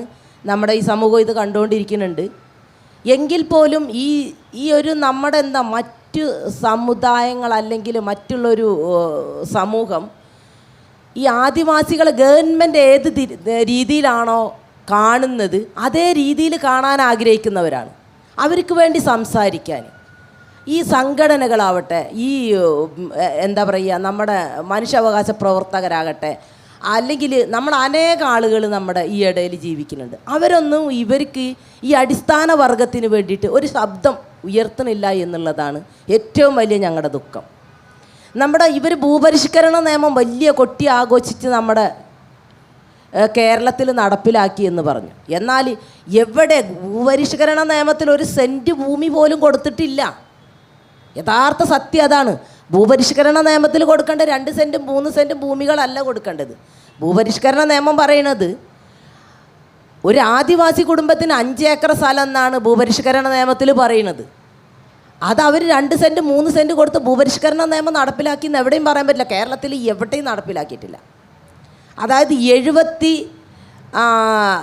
78 കാലഘട്ടത്തിൽ നമ്മുടെ കേരളത്തിൽ അവിടെ ഇവിടെയായിട്ട് 5 ഏക്കർ ഭൂമി ആദിവാസികൾക്ക് പതിച്ചു കൊടുത്തിട്ടുണ്ട്. 5 ഏക്കർ ഭൂമി ആദിവാസികൾക്ക് പതിച്ചു കൊടുത്തിട്ടുണ്ട്. അത് വേണമെങ്കിൽ നമുക്ക് ഭൂപരിഷ്കരണ നിയമത്തിൽ ഉൾപ്പെടുത്താവുന്നതേ ഉള്ളൂ. അല്ലാതെ ഈ 5 സെൻറ്റ് 3 സെൻറ്റ് എന്ന് പറയുന്നതൊന്നും ഭൂപരിഷ്കരണ നിയമത്തിൽ നമുക്ക് ഒരിക്കലും ഉൾക്കൊള്ളാൻ കഴിയില്ല. 1975 ഭൂപരിഷ്കരണ നിയമം നിലവിൽ വന്നപ്പോൾ അതിനകത്തൊരു അജണ്ട പറഞ്ഞിട്ടുണ്ടായിരുന്നു. ആദിവാസികൾക്ക് നഷ്ടപ്പെട്ട ജമ്മിത്ത അവകാശങ്ങളിൽ നിന്നും ഭൂമി തിരിച്ചു പിടിച്ച് അത് ആദിവാസികൾക്ക് വിതരണം ചെയ്യണം എന്ന് പറഞ്ഞിട്ടൊരു മുദ്രാവാക്യം വിളിച്ചിട്ടായിരുന്നു നമ്മുടെ ഇടതുവശ എന്താ പറയുക ഒരു പ്രസ്ഥാനം ഇവിടെ തൊഴിലാളി വർഗത്തിന്, അതുപോലെ തന്നെ നമ്മുടെ ഭൂമിയില്ലാത്ത ആൾക്കാർക്ക്, കഷ്ടപ്പെടുന്ന ആളുകൾക്കൊക്കെ വേണ്ടിയിട്ട് നമുക്ക് ഈ ഭൂമി പിടിച്ചെടുത്ത് തരാമെന്ന് പറഞ്ഞ് മുദ്രാവാക്യം വിളിച്ച് ആ സമയത്ത് EMS അധികാരമേറ്റപ്പോൾ അത് നേരെ തിരിച്ചു വന്നു എന്ന് പറഞ്ഞാൽ ഈ ഭൂപരിഷ്കരണ നിയമത്തിൽ ഒരു നിയമ ഭേദഗതി ബില്ല് കൊണ്ടുവരികയാണ് ചെയ്തിട്ടുള്ളത് EMSൻ്റെ കാലത്ത്. അപ്പോൾ ഈ ദളിതരെ ആദിവാസികളെയും പാടെ വഞ്ചിക്കുകയാണ് ചെയ്തിട്ടുള്ളത്. അവർ ഈ ദളിതര കാര്യങ്ങളും ആദിവാസികളുടെ കാര്യങ്ങളും പറഞ്ഞ് അധികാരത്തിൽ വന്നെങ്കിലും ഏറ്റവും വലിയ ചതിയാണ് ചെയ്തിട്ടുള്ളത്. ഈ ഭൂപരിഷ്കരണ നിയമം അത് അട്ടിമറിച്ച് അതിനകത്ത് കൊണ്ടുവന്ന ബില്ല് എന്താണെന്ന് വെച്ചിട്ടുണ്ടെങ്കിൽ, തിരിച്ച് ഭൂമി ആദിവാസികൾക്ക് നഷ്ടപ്പെട്ട ഭൂമി തിരിച്ചു പിടിച്ചു കൊടുക്കേണ്ടതില്ല, അതിന് പകരം ഗവൺമെൻറ് അവർക്ക് ഭൂമി വില കൊടുത്ത് വാങ്ങിക്കൊടുക്കുക എന്നായിരുന്നു ആ ബില്ലിൻ്റെ ഭേദഗതി. ഒരിക്കലും ആ ബില്ലിൻ്റെ ഭേദഗതി നിയമസഭയിൽ പാസ്സാക്കാൻ പാടില്ല. ഭൂപരിഷ്കരണ നിയമത്തിൽ ഒരിക്കലും ഒരു ഭേദഗതി ബില്ല് കൊണ്ടുവരാൻ പാടില്ല. പക്ഷേ അന്ന് എല്ലാവർക്കും അവർക്കൊരു അജണ്ടയായിരുന്നു. അവരെല്ലാവരും തീരുമാനിച്ച് ആ ബില്ല് നിയമസഭയിൽ പാസ്സാക്കുകയും എന്നാൽ അത് സുപ്രീം കോടതിയിലെത്തിയപ്പോൾ സുപ്രീം കോടതിയിൽ നിന്ന് ആ ബില്ലിന് നമ്മൾ ആ നിയമത്തിന് ഭേദഗതി കൊണ്ടുവരാൻ പാടില്ല എന്നും പറഞ്ഞു. എങ്കിലും അതിൻ്റെ മുന്നോട്ട് പോകാൻ നമ്മുടെ ഒരു സംഘടനയ്ക്കോ ഒരു നേതാക്കന്മാർക്കോ ഒരു പാർട്ടിക്കോ ഇന്നേ വരെ ആദിവാസികളെ പ്രശ്നത്തിൽ സുപ്രീം കോടതിയെ സമീപിക്കാനോ അതുപോലെ തന്നെ ആ നിയമം വീണ്ടും പുനർനിർമ്മിക്കാനോ ആരെക്കൊണ്ട് സാധിച്ചിട്ടില്ല എന്നുള്ളതാണ്. ഇന്നും ഞങ്ങൾ അടിമകളെപ്പോലെ, അന്ന് ഞങ്ങൾ ജമ്മികൾ അടിമകളാണെങ്കിലും ഞങ്ങൾക്ക് സ്വാതന്ത്ര്യമുണ്ടായിരുന്നു. എവിടെയും ഞങ്ങൾക്ക് നടക്കായിരുന്നു, എവിടെയും കുടിൽ വെച്ച് താമസിക്കായിരുന്നു. പക്ഷേ ഇന്നത്തെ നമ്മുടെ ഈ രാഷ്ട്രീയ സമൂഹത്തിൽ ഞങ്ങൾ ജീവിക്കുമ്പോൾ ഞങ്ങൾക്കൊരു കുടിൽ വയ്ക്കാൻ പോലും സാധിക്കാത്തൊരവസ്ഥയാണ്. എവിടെയാണ് നമ്മൾ ജനാധിപത്യം? ഇന്ന് ഞാൻ സമരത്തിലാണ്. നിങ്ങൾക്കറിയാം, ഞാൻ എൻ്റെ സമുദായത്തിന് ഒരു കുടിൽ വയ്ക്കാൻ ഭിന്നശേഷിക്കാരുണ്ട്, എന്താ പറയുക, വികലാംഗരുണ്ട്. എല്ലാം നിങ്ങൾക്ക് മലപ്പുറം സമരപ്പന്തലിൽ വന്നാൽ ഞങ്ങളൊരു ദയനീയ അവസ്ഥ നിങ്ങൾക്ക് കാണാൻ കഴിയും. ആ സമരപ്പന്തലിൽ നിന്നാണ് ഞാനിവിടെ വരുന്നത്. ഞങ്ങൾ സമരത്തിലാണ്. നമുക്കറിയാം ഈ ഗവൺമെൻറ്റിനോട് എന്തുകൊണ്ട് ഈ ഗവൺമെൻറ്റുകൾ ഈ ആദിവാസികളെ കോടിക്കണക്കിന് ഉറുപ്പ്യ ഈ ആദിവാസികളെ പേരിൽ മാറ്റി വെക്കുന്നുണ്ട്. നമുക്കറിയാം, നിങ്ങൾക്ക് എല്ലാവർക്കും അറിയുന്ന കാര്യങ്ങളാണ്. ഇതൊക്കെ എവിടെ പോകണം? ആദിവാസികൾ ഇന്നും ആ ചാളയിൽ മാത്രം ഒതുങ്ങിക്കൂടുന്ന ഒരു സമുദായമായിട്ടല്ല ഇന്ന് ജീവിക്കുന്നത്. എവിടെയാണ് ഇവർക്കൊക്കെ കോടിക്കണക്കിന് ഉറുപ്പ്യ ഇവർ ചിലവാക്കുന്നുണ്ടെന്ന് പറഞ്ഞിട്ട്. അതുപോലെ തന്നെ ഞങ്ങൾ ഊരുകൂട്ടം ഇവിടെ 2005 നിലവിൽ വന്നു. ഇവർ ഈ ഊരുകൂട്ടം എന്ന് പറഞ്ഞാൽ അത് ഇതിലും വലിയ, ഈ നമ്മുടെ ഭൂമിനേക്കാളും വലിയൊരു ചതിയാണ് ആദിവാസികളോട് ചെയ്തിട്ടുള്ളത്. കാരണം എന്താണെന്ന് വെച്ചാൽ ഗ്രാമസഭ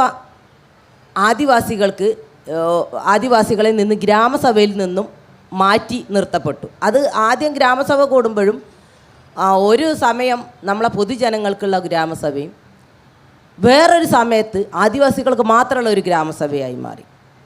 എങ്കിലും അത് ഗ്രാമസഭയിൽ അജണ്ടയിൽ വരുന്ന കാരണം കൊണ്ട് അവിടെ ഇവിടെയൊക്കെ കുറച്ച് സംഭവങ്ങൾ നമുക്ക് നടപ്പിലാക്കപ്പെട്ടു. പക്ഷേ അതിനുശേഷം ഇവർ ആലോചിച്ചപ്പോൾ ആദിവാസികൾക്ക് ഇങ്ങനെ കൊടുത്തു കഴിഞ്ഞാൽ ഇവർ എവിടെ എത്തും, മറ്റുള്ളവരെ കൂട്ടത്തിൽ തന്നെ എത്തുമല്ലോ. അങ്ങനെ വിചാരിച്ച് ഇവർ ഈ നേതാക്കന്മാർ തല പുകഞ്ഞ് ആലോചിച്ചപ്പോഴാണ് ഇവർക്കൊരു ആശയം മനസ്സിൽ ഉദിച്ചത്, ഊരുകൂട്ടം. ഈ ഊരുകൂട്ടം നിലവിൽ വന്നപ്പോൾ വൻതോതിൽ ഞങ്ങളെ ഫണ്ടുകൾ മറിക്കപ്പെട്ടു, വക മാറ്റി ചെലവഴിക്കപ്പെട്ടു. കാരണം ഗ്രാമസഭയിൽ വരുന്നില്ല, ഒരു പൊതുസമൂഹം നമ്മളെ ഈ ഫണ്ടുകൾ എന്ത് ചെയ്തു എന്ന് ചോദിക്കുന്നില്ല. അല്ലെങ്കിൽ പ്രതിവശം ഉണ്ടെങ്കിൽ ആ പ്രതിവശം ഈ എവിടെയാണ് ഇത്ര കോടി ഉറുപ്പ്യ ചിലവാക്കി, അല്ലെങ്കിൽ ഈ വാർഡിലേക്ക് എത്ര ഫണ്ടാണ് ഇവർക്ക് വിനിയോഗിച്ചതെന്ന് പ്രതിവശത്തിന് ചോദിക്കാനും അവിടെ സാധിക്കുന്നില്ല. കാരണം എന്താണെന്ന് വെച്ചാൽ ഈ ഊരുകൂട്ടം അതൊരു നമ്മുടെ കോളനിയിലാക്കിയിട്ട് ഈ കോളനികളിൽ നിന്നും വെറുതെ ഒരു മിനിസിൽ ഒപ്പിട്ടിട്ട് എഴുതി കൊണ്ടുപോയിട്ട് ആ മിനിസ് പ്രകാരം വൻതോതിൽ നമ്മുടെ ഫണ്ടുകൾ ഭാഗം മാറ്റി ചിലവാക്കി അട്ടിമറിക്കപ്പെടുകയാണ്. ഈ 2005 ശേഷം നമ്മളെ ഊരുകൂട്ടം 2006 നിലവിൽ വന്ന് ഊരുകൂട്ടം വന്നതിൻ്റെ ശേഷം ഈ കോളനികൾക്കൊന്നും ഒരു വികസനം ഉണ്ടായിട്ടില്ല. അപ്പം നമ്മൾ ഇതിങ്ങനെ ചിന്തിച്ചപ്പോഴാണ് നമുക്കിത് മനസ്സിലാവുന്നത്, ഈ ഫണ്ടുകൾ അട്ടിമറിക്കാൻ വേണ്ടിയിട്ടാണ് ഈ ഊരുകൂട്ടം എന്ന് പറഞ്ഞൊരു സംവിധാനം നിലവിൽ ഇവർ കൊണ്ടുവന്നിട്ടുള്ളത്.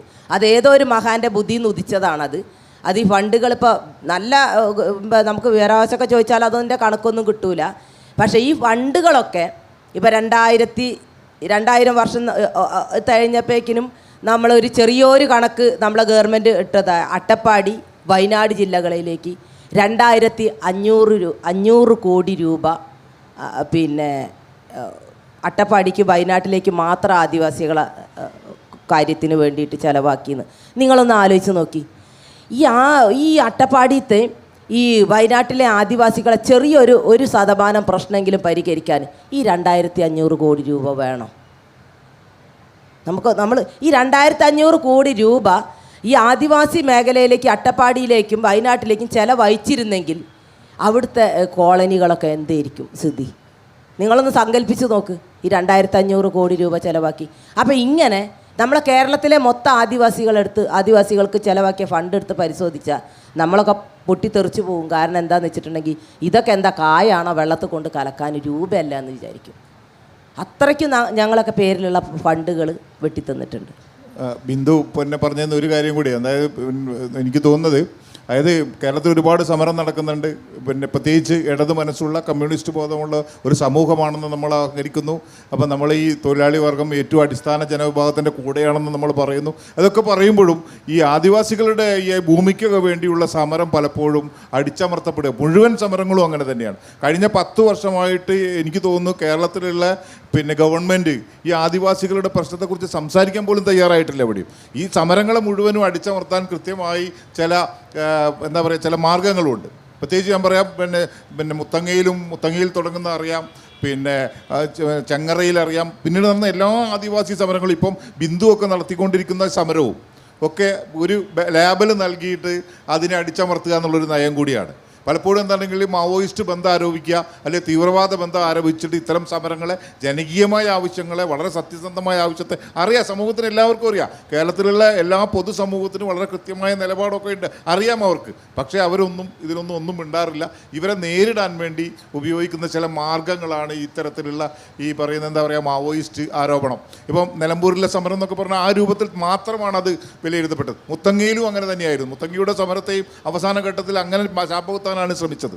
അപ്പം ഇത് യഥാർത്ഥത്തിൽ ഇത് എന്താണ് അറിയാം, നമ്മുടെ സമൂഹത്തിന് അറിയാം. പൊതുസമൂഹം ഈ കാര്യത്തിൽ മാത്രമാണ് എനിക്ക് തോന്നുന്നത് ഏറ്റവും നിസ്സംഗമായി നിൽക്കുന്നത്, അല്ലേ? ഈ സമരത്തിൻ്റെ ഈ പറയുന്ന രീതിയിൽ നമ്മളുടെ ഈ സമരത്തെ നമുക്ക് എങ്ങനെയാണ് കാണാൻ പറ്റുക? ഈ നിലവിലുള്ളൊരു സാഹചര്യത്തിൽ എങ്ങനെ കാണാൻ പറ്റുന്നതാണ് CK തോന്നുന്നത്?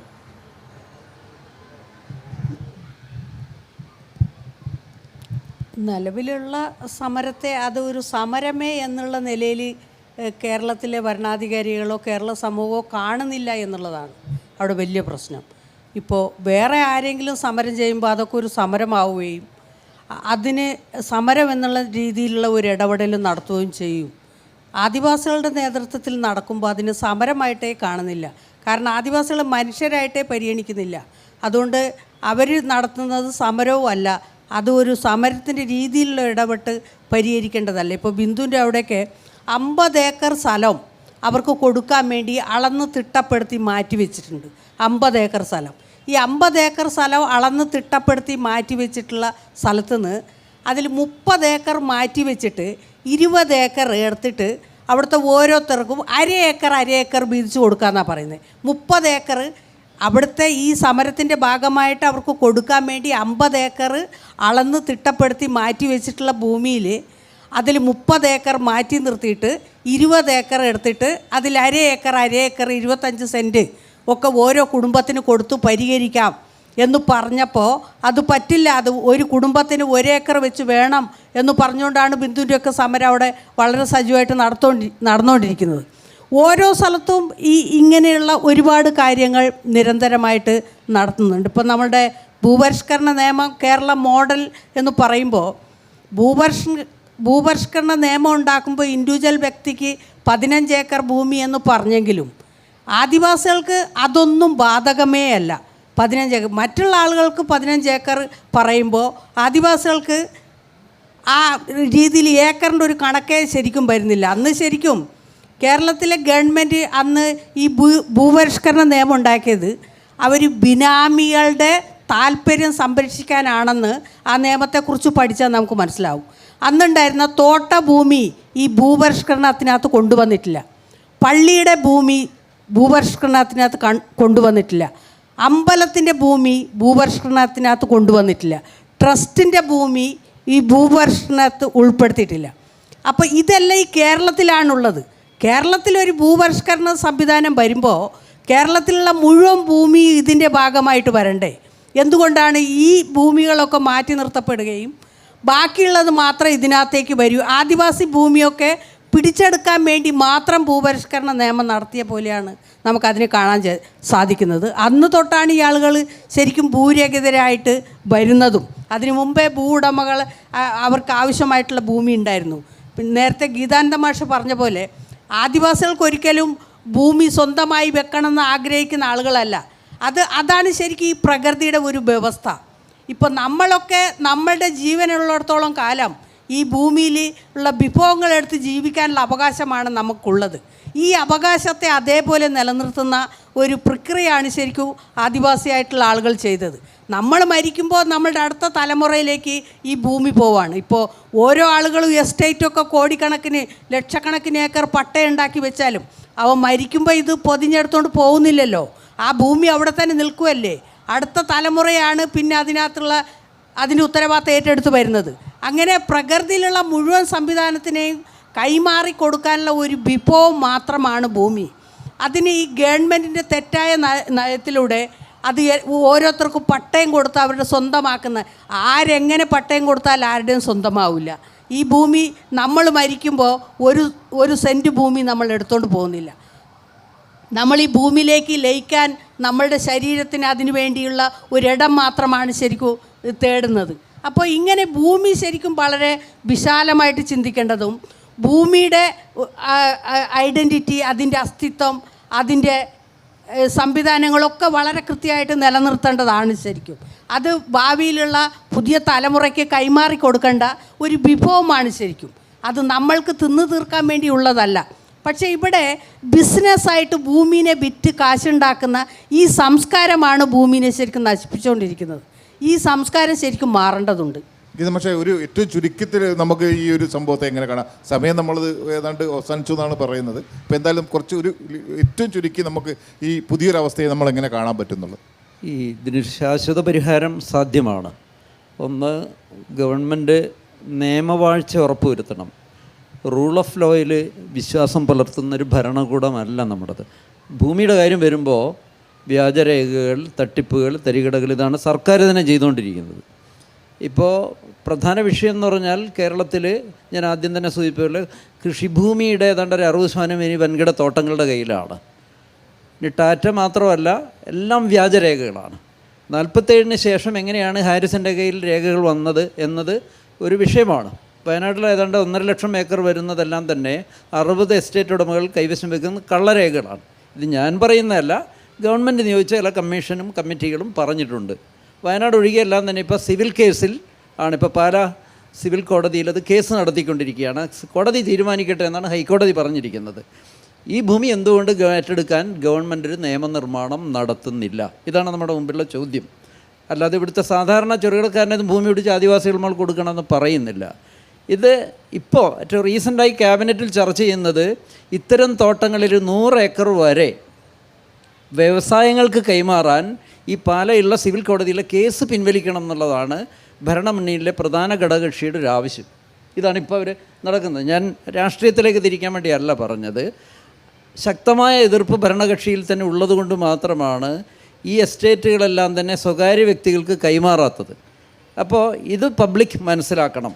ജനങ്ങൾ മനസ്സിലാക്കി ഈ കാര്യത്തിൽ ഈ എസ്റ്റേറ്റുകൾ ഏറ്റെടുത്താൽ കേരളത്തിലെ ഭൂപ്രശ്നം മുഴുവൻ തന്നെ പരിഹരിക്കാം. അതിൻ്റെ ഒരു ചെറുഭാഗം മാത്രമേ ആദിവാസികൾക്ക് കൃഷിക്ക് വേണ്ടി കൈമാറാവൂ. അവർ മുത്തങ്ങയിൽ കാടുകളൊന്നും കയറേണ്ട യഥാർത്ഥ ആവശ്യമുണ്ടോ ഇല്ലയോ എന്നുള്ള വിധത്തില്ല.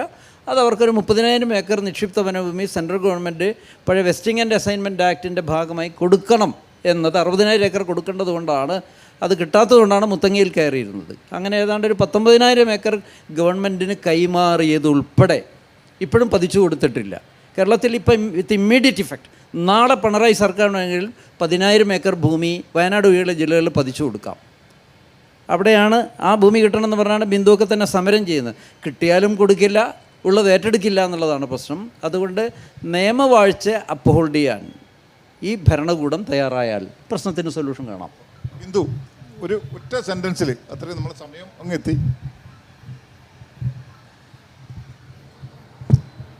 ഇപ്പോൾ ഞാൻ സമരം ചെയ്യുന്നത് എന്താണെന്ന് വെച്ചാൽ, ഞങ്ങളുടെ നിലമ്പൂർ ഭാഗത്തേക്ക് നിഷിദ്ധ വനഭൂമി ഞങ്ങളുടെ ഭൂമി തന്നെയാണ്. നിഷിദ്ധ വനഭൂമി നമ്മുടെ സുപ്രീം കോടതിൻ്റെ ഉത്തരവ് പ്രകാരം കേന്ദ്ര സർക്കാർ അനുവദിച്ച ഭൂമിയാണ്.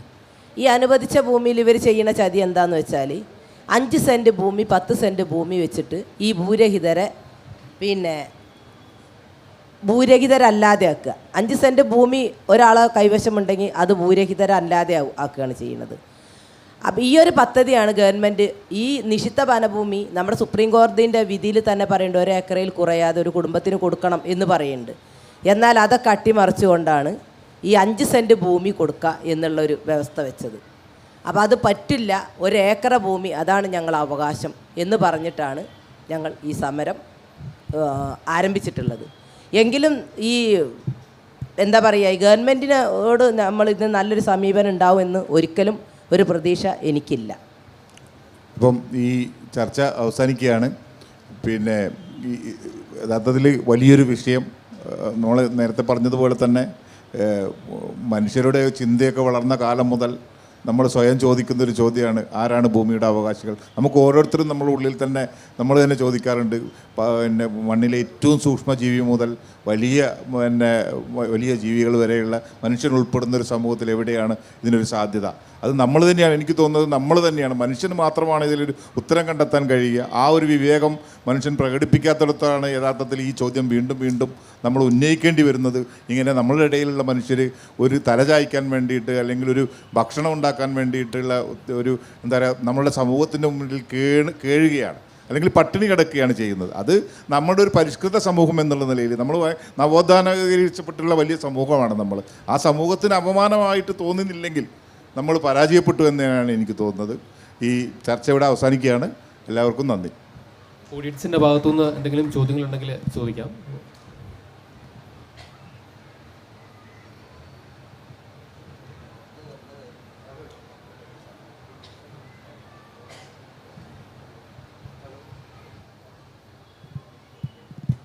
ഹലോ, രാംദാസ് സർ, താങ്കളോടാണ് ഒരു കാര്യം പറയാനുള്ളത്. സത്യത്തിൽ ഈ ഭൂപരിഷ്കരണം അത് കൃഷിഭൂമി കർഷകന് എന്നാണ്, ഇവർക്ക് ജീവിക്കാൻ വേണ്ടിയിട്ടാണ് ഭൂമി ചെയ്യുന്നത്. അതുമായി ഈ റിലേറ്റ് ചെയ്യുന്നത് വളരെ മോശമായി പോയി എന്നാണ് എൻ്റെ അഭിപ്രായം. പിന്നെ രണ്ടാമത്തെ ഘടകം, ഈ അടിവാരം കഴിഞ്ഞാൽ 200 വർഷം മുമ്പ് അവിടെ ഫുൾ വനപ്രദേശമായിരുന്നു. ഇവിടുന്ന് ആളുകൾ പോയി എന്ന് പറഞ്ഞു കഴിഞ്ഞാൽ ഈ ബ്രിട്ടീഷുകാരെ ആയിട്ടുള്ള ഓഫീസേഴ്സിന് മസ്കിട്ടിട്ട് ഒരുപാട് വനം വെട്ടിപ്പിടിച്ച് അവിടെ കൃഷി നടത്തിയിട്ടുണ്ട്, നമുക്കറിയാവുന്നതാണ്. അത് വേണ്ട രീതിയിൽ ഇവരുടെ സമരത്തെപ്പറ്റി മീഡിയ, അതായത് പത്രം വേണ്ട രീതിയിൽ പബ്ലിഷ് ചെയ്യുന്നില്ല. അതിന് കാരണമുണ്ട്. നമ്മുടെ കേരളത്തിലൊരു വലിയ പത്രഭീമനായിട്ടുള്ള ഒരാൾ, അതിൻ്റെ മാനേജിങ് ഡയറക്ടറായ ഒരാൾ, അദ്ദേഹത്തിൻ്റെ പിതാവാണ് പണ്ട് ബ്രിട്ടീഷുകാരുടെ താല്പര്യത്തിനനുസരിച്ച് കൽപ്പറ്റയിലൊക്കെ വെട്ടിപ്പിടിച്ചത്. നമുക്കൊക്കെ അറിയാം. അതുകൊണ്ടാണ് മീഡിയ അതിന് വേണ്ടത്ര പ്രാധാന്യം നൽകാത്തത്. Thank you. ഒരു ചോദ്യം കൂടെ ഉണ്ട്. CK ജാനുവിനോടാണ് എൻ്റെ ചോദ്യം. ഞാൻ ഷാനവാസ്. അതായത് നമ്മൾ പിന്നെ എന്നും ഒരു പിന്നോക്ക വിഭാഗം എല്ലാ കാലത്തും എല്ലാ നാട്ടിലും എല്ലാ ലോകത്തും ഉണ്ട്. അവർക്ക് വേണ്ടി നമ്മൾ സമരങ്ങൾ നടത്തി. ലാഹ ഗോപാലൻ ഉൾപ്പെടെ ഒരുപാട് പേര് നമ്മൾ സമരം നടത്തി. ഒരുപാട് പേര് രക്തസാക്ഷികളായി. നരിവേട്ട പോലുള്ള സിനിമകൾ അതിനെ ആധാരമാക്കി വന്നു. ഇപ്പോഴും നമ്മുടെ അവസ്ഥ എന്താണ്, ഈ പിന്നോക്കക്കാരുടെ അവസ്ഥ? CK ജാനു തന്നെ മറുപടി പറയണോ? ഈ പിന്നോക്കക്കാരുടെ അവസ്ഥ ആദ്യത്തിനെക്കാട്ടും വളരെ ദുരിതപൂർണമായിട്ടുള്ള ഒരു അവസ്ഥയിലേക്കാണ് ശരിക്കും ഇപ്പോൾ പോയിക്കൊണ്ടിരിക്കുന്നത്. ആദിവാസികൾക്ക് ശരിക്കും വംശഹത്യ നേരിട്ടുകൊണ്ടിരിക്കുകയാണ്. ഓരോ സമയത്തുള്ള സെൻസസ് എടുക്കുമ്പോൾ എല്ലാ ആളുകളുടെ ഇടയിലും ജനസംഖ്യ വർദ്ധിക്കുകയാണ് ചെയ്യുന്നത്. ആദിവാസികളുടെ ഇടയിൽ നേരെ കുറയുകയാണ് ചെയ്യുന്നത്. ആദിവാസികൾ വംശീയമായിട്ട് ഇല്ലാണ്ടാവുമ്പോൾ ആദിവാസികൾ താമസിക്കുന്ന പ്രദേശത്തെ ഭൂമി ഇല്ലാതായി പോവുക. ഈ ബാക്കിയുള്ള ആളുകളൊക്കെ ഇല്ലാതാവുമ്പോൾ ആ ഭൂമി അവിടെ ബാക്കി ഉണ്ടാവും. ആദിവാസികളുടെ ഇടയിൽ ആദിവാസികൾ ഇല്ലാതാവുമ്പോൾ ഭൂമി ഇല്ലാതായിക്കൊണ്ടിരിക്കുന്ന ഒരവസ്ഥയാണ് വ്യാപകമായിട്ട് വന്നുകൊണ്ടിരിക്കുന്നത്. ഇത് ശരിക്കും ഈ വംശഹത്യ വരുന്നത് അത് ആദിവാസികൾക്ക് മാത്രമായിട്ടുള്ളൊരു വംശഹത്യ അല്ല. ശരിക്കും ഈ വിഭാഗങ്ങൾ തീർന്നു കഴിയുമ്പോൾ അത് അടുത്ത വിഭാഗത്തിലേക്ക് ഇത് വരും. ഇപ്പോൾ എല്ലാവരും ഇതിനെ പരിഗണിക്കാതെ അങ്ങനെ വിടുമ്പോൾ പിന്നെ നമ്മളിലേക്കാണ് ഇത് തിരിച്ചു വരുന്നതെന്നുള്ള അങ്ങനത്തെ ഒരു സാമാന്യ ബോധമോ അത്തരം ഒരു യുക്തിക്ക് നിരക്കുന്ന ചിന്തകളൊന്നും കേരള ചരിത്രത്തിൽ ഇതുവരെ ഉണ്ടായിട്ടില്ല. ഇനിയുള്ള കാലങ്ങളിൽ അതുണ്ടാവുമോ എന്നൊക്കെ നമ്മൾ പരിശോധിക്കപ്പെടേണ്ടതുണ്ട്. ഇപ്പോൾ ഭൂമി ഞാൻ നേരത്തെ പറഞ്ഞു, ഇതാരുടെയും കുത്തകയല്ല. ഒരു ഗവൺമെൻറ് വന്ന് ഈ ഭൂമി മൊത്തം അവരുടെയാണെന്ന് പറയാൻ അവർക്ക് എന്താണ് അതിൽ അവകാശമുള്ളത്? അവർക്ക് ആർക്കും അതിൽ അവകാശമില്ല. ആ പ്രദേശത്തുള്ള മുഴുവൻ സംവിധാനത്തിൻ്റെയാണ് ഈ ഭൂമി. ഭൂമി മനുഷ്യർക്ക് വേണ്ടിയുള്ളതാണ്, അത് മനുഷ്യർക്ക് കൊടുക്കണം ശരിക്കും. അപ്പോൾ ആ രീതിയിലേക്കൊരു നടപടിയിലേക്ക് പോകുന്നില്ല എന്നുള്ളതാണ്. ഇപ്പോൾ നമ്മളൊക്കെ സമരം ചെയ്യുമ്പോൾ ഞാൻ 89 തൊട്ട് ഭൂമിക്ക് വേണ്ടിയുള്ള സമരം ചെയ്യുന്ന ഒരാളാണ്. അന്ന് തൊട്ടാണ് കുടിൽക്കെട്ടൽ സമരമൊക്കെ നടത്തിയത്. നമ്മളുടെ ഒന്നും സമരത്തെ പോലും ഇപ്പോൾ നേരത്തെ ചേട്ടൻ പറഞ്ഞ പോലെ മീഡിയ പോലും അത് ഫോക്കസ് ചെയ്യുന്നില്ല.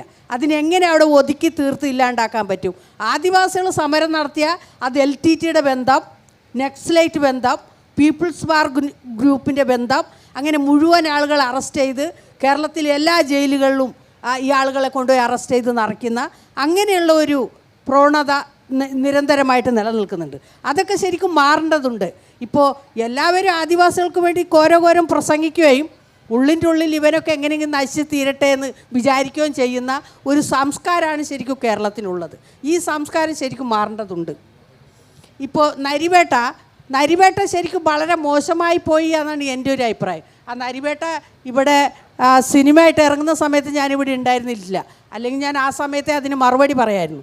നരിവേട്ട ശരിക്കും ആദിവാസികളുടെ ഒരു യഥാർത്ഥ ചരിത്ര സമരത്തെ തെറ്റായിട്ട് ജനങ്ങളുടെ ഇടയിലേക്ക് എത്തിക്കുന്ന പണിയാണ് ഈ നരിവേട്ടൽ ചെയ്തിട്ടുള്ളത്. ഞാൻ ഈ കഴിഞ്ഞ ദിവസം എൻ്റെ മോള് പഠിക്കുന്ന സ്കൂളിൽ പോയി. അവിടെ 5ാം ക്ലാസ് പഠിക്കുന്ന ഒരു ചെറിയ കുട്ടി വന്ന് സംസാരിച്ചിട്ട് ആ കുട്ടി എന്നോട് പറയാം, ചേച്ചി സമരം ഭയങ്കര ബുദ്ധിമുട്ടായിപ്പോയി, അത് എല്ലാവർക്കും ഭയങ്കര വേദനയുണ്ട്, പക്ഷേ ഒരു പോലീസുകാരൻ എല്ലാവരെയും നന്നായി സഹായിച്ചു എന്നു. 5ാം ക്ലാസ് പഠിക്കുന്ന ഒരു ചെറിയ കുട്ടി. അപ്പോൾ ആ കുട്ടിയുടെ മനസ്സിലേക്ക് പോലും യഥാർത്ഥ സംഭവത്തെ മറച്ചു വെച്ചുകൊണ്ട് ചരിത്രത്തെ മാറ്റിക്കൊണ്ട് ഇപ്പോൾ ഉള്ള ആളുകളുടെ ആശയത്തിന് അവരുടെ സൗകര്യത്തിനനുസരിച്ച് അതിന് വളച്ചൊടിച്ച് കൊണ്ടുപോകുന്ന ഒരു സമീപനം. ഇപ്പോൾ മുത്തങ്ങ സമരത്തിനകത്ത് അവിടെ അനുഭവിച്ച ആളുകളെ ഞാൻ അതുകൊണ്ട് എപ്പോഴും പറയുന്നത്, മുത്തങ്ങ സമരത്തിനകത്ത് പങ്കെടുത്ത ഒരാൾക്കും ഒരു കാലത്തും ക്ഷമിക്കാൻ പറ്റില്ല. അത് അവരുടെ മരണത്തോടൊപ്പമേ അത് തീരൂ. അത് ക്ഷമിച്ച് അതിനൊരു മാപ്പൊന്നും പറയാൻ ഈ ആളുകൾക്ക് പറ്റില്ല ശരിക്കും ആ ഒരു തലത്തിലേക്ക് അതിനെ മാറ്റാൻ. അപ്പോൾ അങ്ങനെയുള്ളൊരു സമരത്തിനെ പോലും അതിൻ്റെ സത്യസന്ധതയും അതിൻ്റെ അന്തസ്സത്തെയും അതിൻ്റെ ചരിത്രത്തെയൊക്കെ മാറ്റുന്ന രീതിയിലേക്ക് വ്യാഖ്യാനിച്ച് കൊണ്ടുവരുന്നത് ആരുടെയോ താല്പര്യത്തിനനുസരിച്ച് അതിനെ വളച്ചൊടിക്കുന്ന ഒരു സമീപനം, അതെന്തായാലും വളരെ മോശമായിട്ടുള്ളൊരു നിലപാടാണ്. നരിവേട്ട പോലുള്ള ഒരു സിനിമ ആ മുത്തങ്ങ സമരത്തിനെ വളരെ മോശമായിട്ടാണ് ചിത്രീകരിച്ചത്. അത് ശരിക്കും അതിൽ നന്നായിട്ട് ആ മുത്തങ്ങ സമരത്തിന് അതേപടി നടപ്പിലാക്കാൻ തൻ്റെ ഇടയില്ലാത്തവൻ ഈ സിനിമ പിടിക്കാൻ പാടില്ല. അത് തൻ്റെ ഇടമുള്ളവൻ മാത്രമേ ചെയ്യാൻ പാടുള്ളൂ. അപ്പോൾ ആ രീതിയിലേക്ക് ഇതിനെ വ്യാഖ്യാനിച്ച് കൊണ്ടുപോകുന്നതിനോട് വളരെ മോശമായിട്ടുള്ളൊരു നിലപാട്. പോലീസിനെയും ഗവൺമെൻറ്റിനെയും പ്രൊട്ടക്റ്റ് ചെയ്യണമെങ്കിൽ വേറെ വഴി നോക്കിക്കോണം, അതിലൂടെ പ്രൊജക്റ്റ് ചെയ്തോണം. പക്ഷേ ഈ ആളുകളുടെ ഈ സംവിധാനത്തെ അതിൻ്റെ ഭാഗമായിട്ട് വളച്ചു കൊണ്ടുവരുന്നതിനോട് എന്തായാലും ഞാൻ പറയുന്നത് കോടതിയിലടക്കം അതിനെതിരെ പോകാൻ ഞാനൊക്കെ ശരിക്കും തയ്യാറെടുക്കുന്ന ഒരു അവസ്ഥയാണ് ഉള്ളത്. അതുകൊണ്ട് ഇനിയെങ്കിലും ആദിവാസികളുടെ ചരിത്രത്തെ, അവരുടെ ആദിവാസികളുടെ അന്നത്തെ ഒരു അവസ്ഥ, അവരുടെയൊക്കെ എത്ര ആളുകളുടെ ജീവൻ പൊലിഞ്ഞിട്ടുള്ളത്, അതിനൊക്കെ വ്യാഖ്യാനിക്കാമെന്ന് പറയുമ്പോൾ അതിന് എങ്ങനെയാണ് ശരിക്കും മറുപടി പറയേണ്ടത്? അതിന് മറുപടി നമുക്ക് പറയാൻ പറ്റില്ല, ആ ഒരു അവസ്ഥയിലുള്ളത്. അതുകൊണ്ട് ആ സിനിമയിൽ അത് കൊണ്ടുവന്നത് വളരെ മോശമായി പോയി. അത് ആ പൂർണ്ണാർത്ഥത്തിൽ അതിന് ചെയ്യാൻ തൻ്റെ ഇടയില്ലാത്ത ആളുകൾ ചെയ്യരുത്. പറ്റുന്നവർ മാത്രം ചെയ്താൽ മതി, അല്ലാത്തവർ ചെയ്യണ്ട. അവർക്ക് കാശുണ്ടാക്കാൻ വേണ്ടി ഇപ്പോഴും ആദിവാസികളെ ഉപയോഗിക്കുന്ന അങ്ങനെ ഒരു മാടമ്പി മനോഭാവം അതിനകത്തുണ്ട് എന്നുള്ളതാണ്. ഈ മാടമ്പി മനോഭാവത്തിനൊരു മാറ്റം ഉണ്ടാവണം. പക്ഷേ കേരള സമൂഹത്തിൽ അത് ഈ അടുത്ത കാലത്തൊന്നും ഉണ്ടാവുമോ എന്നുള്ളത് നമുക്ക് പറയാൻ പറ്റില്ല. ഇതിങ്ങനെ കൂടി വന്നുകൊണ്ടിരിക്കുന്ന ഒരവസ്ഥയാണ്. ഇപ്പോൾ എല്ലാവരും എല്ലാം പറയുമ്പോഴും ഉള്ളിൻ്റെ ഉള്ളിൽ വേറെയാണ് ശരിക്കും. ഈ പുറമേ ഒന്ന് പറയുകയും ഉള്ളിൽ പ്രവർത്തിക്കുന്നത് വേറൊരു രീതിയിലേക്കുമാണ്. അതുകൊണ്ടാണ് മുത്തങ്ങ സമരത്തിനെ ആ നരിവേട്ട സിനിമയിൽ അങ്ങനെ കൊണ്ടുവരാൻ പറ്റിയത്. ശരിക്കും അത് ചെയ്യാൻ പാടില്ലാത്ത, ഇപ്പോൾ വേറെ ഏതെങ്കിലും ഒരു വിഭാഗത്തിൻ്റെ, ആദിവാസി അല്ലാത്ത വേറെ ഏതെങ്കിലും ദളിത് അല്ലാത്ത ഒരു വിഭാഗത്തിൻ്റെ സമരത്തിന് ഇങ്ങനെ ചെയ്യാൻ അവന് തൻ്റെ ഉണ്ടാവുമോ? ഉണ്ടാവില്ല. തിയേറ്റർ അടക്കം കത്തി എരിഞ്ഞിട്ടുണ്ടാവും എപ്പോഴേ. ആദിവാസികൾ ചെയ്ത ആരും ചോദിക്കാനും പറയാനില്ല എന്നുള്ള ആ ദാട്യ മാടമ്പി മനോഭാവം ഉണ്ടല്ലോ, അതാണ് അതിലൂടെ കാണിച്ചത്.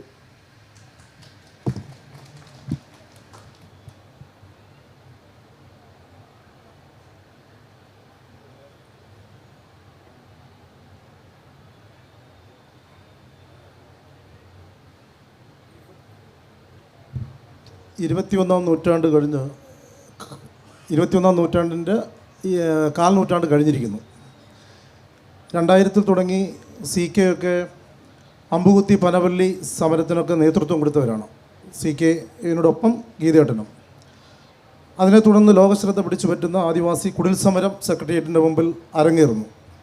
പട്ടിണി കിടന്ന് മരിച്ച ആദിവാസികളുടെ ആ വിഷയം ഉയർത്തിക്കൊണ്ടാണ്, അതിന് കൃഷിഭൂമി വേണം എന്ന് പറഞ്ഞുകൊണ്ടാണ് സമരം. 8ഓളം ഡിമാൻഡുകൾ അംഗീകരിക്കപ്പെടുന്നു. ആ ഡിമാൻഡുകൾ ഗവൺമെൻറ് തന്നെ തിരസ്കരിച്ചപ്പോൾ എങ്കളമണ്ണ് എങ്കക്കെന്ന് പറയുന്ന മുദ്രാവാക്യം ഉയർത്തിക്കൊണ്ട് മുത്തങ്ങയിലേക്ക് ഗോത്ര സ്വയംഭരണം അടക്കമുള്ള കാര്യങ്ങൾ പറഞ്ഞുകൊണ്ട് സമരം നടത്തുന്നു. ആ സമരം എങ്ങനെയാണ് അവസാനിപ്പിക്കപ്പെട്ടത് എന്ന് നമുക്ക് എല്ലാവർക്കും അറിയാം. അതിനുശേഷം ചെറിയ ചർച്ചകളെ തുടർന്ന് ചില വാഗ്ദാനങ്ങൾ നൽകുന്നു. ആ വാക്കുകൾ പാലിക്കാത്തത് കൊണ്ട് വീണ്ടും സെക്രട്ടേറിയറ്റിന് മുമ്പിൽ വാക്ക് പാലിക്കുന്നത് ജനാധിപത്യ മര്യാദയാണെന്ന് പറയുന്ന സമരവുമായി ആദിവാസി ഗോത്ര മഹാസഭയുടെ നേതൃത്വത്തിൽ സമരം നടക്കുന്നു. ചില ചർച്ചകൾ നടക്കുന്നു. പിന്നെ ആറളം സമരം. ഇങ്ങനെ സമരങ്ങൾ നടക്കുകയും ആദിവാസി ഗോത്ര മഹാസഭ എന്ന് പറയുന്ന ഒരു പ്രസ്ഥാനം കേരളത്തിലുണ്ടായിരുന്നത് കൊണ്ട് ആദിവാസികൾ അനാഥര അല്ല എന്ന ഒരു പ്രതീതി രാഷ്ട്രീയ കേരളത്തിൻ്റെ മുമ്പിലുണ്ടായിരുന്നു. പക്ഷേ ആദിവാസി ഗോത്ര മഹാസഭയുടെ മന്ദീഭവനം കാരണം വീണ്ടും അനാഥത്വം നേരിടുന്ന ആദിവാസികളെയാണ് കേരളം കണ്ടുകൊണ്ടിരിക്കുന്നത്. ഇപ്പോഴത്തെ ഒരു വിഷയമെന്ന് പറയുന്നത് ഇത്രയും വലിയ ഗംഭീരമായ സമരങ്ങളെ, അതായത് ഞാനൊരു ആദിവാസിയാണ്, ആദിവാസികളെല്ലാവരും വളരെയേറെ പ്രതീക്ഷയോടുകൂടി കണ്ടിരുന്ന നേതാക്കളാണ്, മൂവ്മെൻ്റാണ്.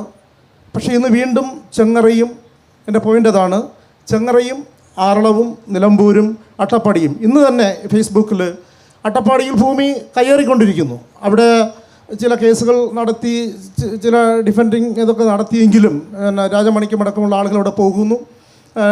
ചില 10,000 ഏക്കർ മൂപ്പിൽ നായരുടെ ഭൂമി കൈമാറാൻ വേണ്ടി നിന്നതിനെ ഫ്രീസ് ചെയ്യുന്നു. എന്നാൽ വീണ്ടും അവിടെ കല്ലിറക്കി ഭൂമി പിടിച്ചെടുക്കുന്നതിന് വേണ്ടി ഭൂമാഫിയകൾ തുടർന്ന് നടന്നുകൊണ്ടിരിക്കുന്നു. എൻ്റെ ഒരു നിർദ്ദേശവും എൻ്റെ ഒരു പ്രതീക്ഷയും ഒരു ചിലപ്പോൾ ആദിവാസികളടക്കമുള്ള ആളുകൾ പ്രതീക്ഷിക്കുന്നത്, ഇന്ന് ഗീതേട്ടനും CK ജാനുവും രണ്ടുപേരും രണ്ട് ധാരകളിലാണെന്നുള്ളതും അറിയാം. വളരെ സങ്കടത്തോടു കൂടിയാണ് അത് എന്നെപ്പോലൊരു വ്യക്തിക്ക് കാണാൻ കഴിയുക എന്നുള്ളതും മറ്റൊരു കാര്യമാണ്. ഞാൻ പറയാൻ ശ്രമിക്കുന്നത്, നിലവിൽ ഒറ്റപ്പെട്ടിരിക്കുന്ന സമരങ്ങൾ, ചെങ്ങറ സമരത്തിനൊക്കെ ഒരുപാട് ദൂരങ്ങൾ സഞ്ചരിച്ചിട്ടുണ്ട് എങ്കിലും ചെങ്ങറ, മരിയനാട്, നിലമ്പൂർ, അട്ടപ്പാടി പോലുള്ള സമരമുഖങ്ങൾ ഇന്ന് കേരളത്തിൽ അനാഥത്വം നേരിട്ടുകൊണ്ടിരിക്കുന്നു എന്ന് തന്നെയാണ് എന്നെപ്പോലൊരു വ്യക്തിക്ക് പറയുവാൻ കഴിയൂ. ആ സമരങ്ങളെ ഏറ്റെടുക്കുവാൻ രണ്ട് ധാരകളിലൂടെയാണെങ്കിലും ഈ ഭൂമി വിഷയത്തിൽ, പ്രത്യേകിച്ച് ഹോർത്തൂസ് പോലുള്ള ഒരു വലിയൊരു വേദിയിൽ ഭൂമിയുടെ അവകാശങ്ങളെക്കുറിച്ചുള്ള ഒരു ചർച്ച വികസിക്കുമ്പോൾ നിലവിൽ അനാഥത്വം നേരിട്ടുകൊണ്ടിരിക്കുന്ന സമരങ്ങളെ സംയോജിപ്പിച്ചുകൊണ്ട് അതിനൊരു പുതിയ മാനം നൽകാൻ ഒരിക്കലും സിവിൽ സൊസൈറ്റിയുടെ ഭാഗത്തു നിന്ന് ഒരു ഇതുണ്ടാകുന്നില്ല, രാഷ്ട്രീയ സമൂഹത്തിൻ്റെ ഭാഗത്തു നിന്നുണ്ടാകുന്നില്ല, മീഡിയയുടെ അറ്റൻഷൻ, ഇതെല്ലാം ശരിയാണ്. അപ്പോഴും സമരങ്ങൾ അനാഥത്വം നേരിടുകയാണ്.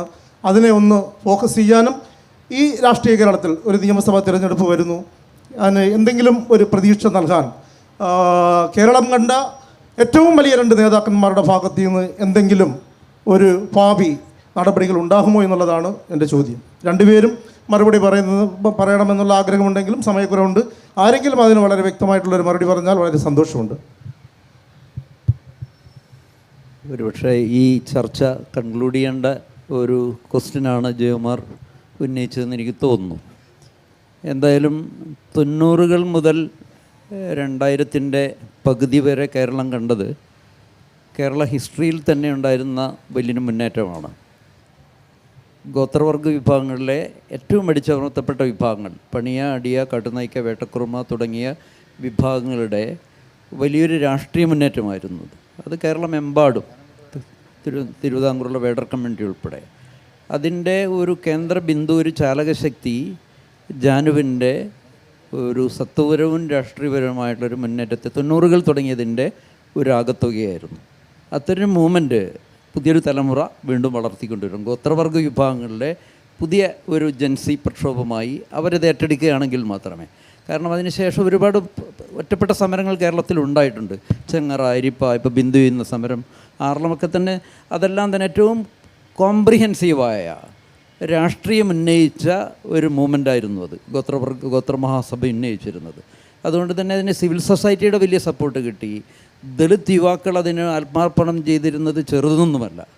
അത് സ്വയംഭരണം, വനാവകാശം, കൃഷിഭൂമി, സ്വാശ്രയത്വം, ഊരുകളുടെ ഗ്രാമസഭാ രാഷ്ട്രീയം തുടങ്ങിയവയെല്ലാം തന്നെ കേരളത്തിൽ സ്വയംഭരണ മേഖല ഉൾപ്പെടെ പ്രഖ്യാപിക്കാനുള്ള ഇത്ര സമഗ്രമായ, അത് ഏതെങ്കിലും ഒരു മരിയനാടുള്ള ആളുകൾക്ക് ഭൂമി കിട്ടണമെന്ന് മാത്രമോ, നിലമ്പൂരുള്ള ഏതാനും കുടുംബങ്ങൾക്ക് കിട്ടണമെന്നോ, ചെങ്ങറയിലെ ആൾക്ക് കിട്ടണമെന്നുമുള്ള കൊച്ചു കൊച്ചു സമരങ്ങളല്ലാതെ, ഞാൻ ആ സമരങ്ങളെ ഒന്നും ചെറുതാക്കി കാണാനല്ല പറയുന്നത്. ഇത് കേരളത്തിലെ മുഴുവൻ മർദ്ദിത വിഭാഗങ്ങൾക്ക് വേണ്ടിയുള്ള ഒരു പൊളിറ്റിക്കൽ സ്ട്രഗിളായിരുന്നു. അതാണത്. അതിപ്പോൾ എവിടെ എത്തി നിൽക്കുന്നു, അതിൻ്റെ ലീഡർഷിപ്പൊക്കെ തന്നെ എവിടെ നിൽക്കുന്നു എന്നുള്ള മറ്റൊരു ചോദ്യം. ജാനുവിൻ്റെയൊക്കെ പുതിയ അവതാരങ്ങൾ ഉണ്ടാകണം. അതിനു വേണ്ടി ജാനുവൊക്കെ തന്നെ റീഎമർജ് ചെയ്യണം. അതാണ് എൻ്റെ ഒരു ഉത്തരം. അതൊരു പൊളിറ്റിക്കൽ മൂവ്മെൻറ്റായി, കോംപ്രിഹെൻസായി കേരളം ഇപ്പോൾ അഭിമുഖീകരിക്കുന്ന ഭൂമി പ്രശ്നത്തിൽ ഇടപെടണം. കുട്ടി യോജിപ്പിക്കുന്നത് അത്തരം പ്രക്ഷോഭം വളർന്നു വരും മാത്രമാണ്. റൈറ്റ്? ഓക്കെ അല്ലേ? ഹലോ, ഞാൻ പ്രൊഫഷണലി ഒരു എഞ്ചിനീയറാണ്. പെരുവന്താനം ഗ്രാമപഞ്ചായത്ത് എന്ന് പറഞ്ഞൊരു പഞ്ചായത്തിലാണ് വർക്ക് ചെയ്യുന്നത്. നമ്മുടെ പഞ്ചായത്തിലെ മൂഴിക്കൽ എന്ന് പറയുന്ന ഒരു വാർഡ് മൊത്തം നമ്മുടെ ആദിവാസി മേഖലകളുള്ള വാർഡാണ്. അപ്പം താങ്കളോടാണ് എൻ്റെ ചോദ്യം. അതായത് ഗ്രാമസഭയെക്കുറിച്ച് പറഞ്ഞു, ഊരുകൂട്ടത്തെക്കുറിച്ച് പറഞ്ഞു. ഈ പല പദ്ധതികളുടെ ഭാഗമാകാൻ എനിക്ക് കഴിഞ്ഞിട്ടുണ്ട് കഴിഞ്ഞ 7 വർഷം. അതായത് ഞാൻ കണ്ടുവരുന്ന ഒരു പ്രവണത എന്ന് പറയുന്നത്, ഈ നമ്മുടെ ആദിവാസി യുവജനങ്ങൾ അവരുടെ ചിന്താഗതികൾ മാറേണ്ടതില്ലേ? അറിവുകൾ കൂടുതൽ നേടേണ്ടതില്ലേ? തിരിച്ചറിവുകളും അവരുടെ അവകാശങ്ങളും എന്തൊക്കെയാണെന്ന് തിരിച്ചറിഞ്ഞ് നിങ്ങളുടെ കാലശേഷം നിങ്ങളുടെ സമൂഹത്തിന് വേണ്ടി പോരാടേണ്ടത് അവരല്ലേ? പക്ഷേ എന്തുകൊണ്ടാവാം അവർ കൂടുതൽ ഇതിലേക്ക് മുന്നോട്ട് വരാത്തതും പങ്കാളിത്തം വർദ്ധിപ്പിക്കാനായിട്ടും അല്ലെങ്കിൽ നിങ്ങളുടെ കാലശേഷം നിങ്ങളുടെ അവകാശങ്ങൾക്ക് വേണ്ടി പോരാടാനും യുവജനങ്ങൾ ഇപ്പോൾ മുന്നോട്ട് വരാത്തതിൻ്റെ കാരണം എന്തൊക്കെയായിരിക്കാം? ഇതാണ് എൻ്റെ ചോദ്യം.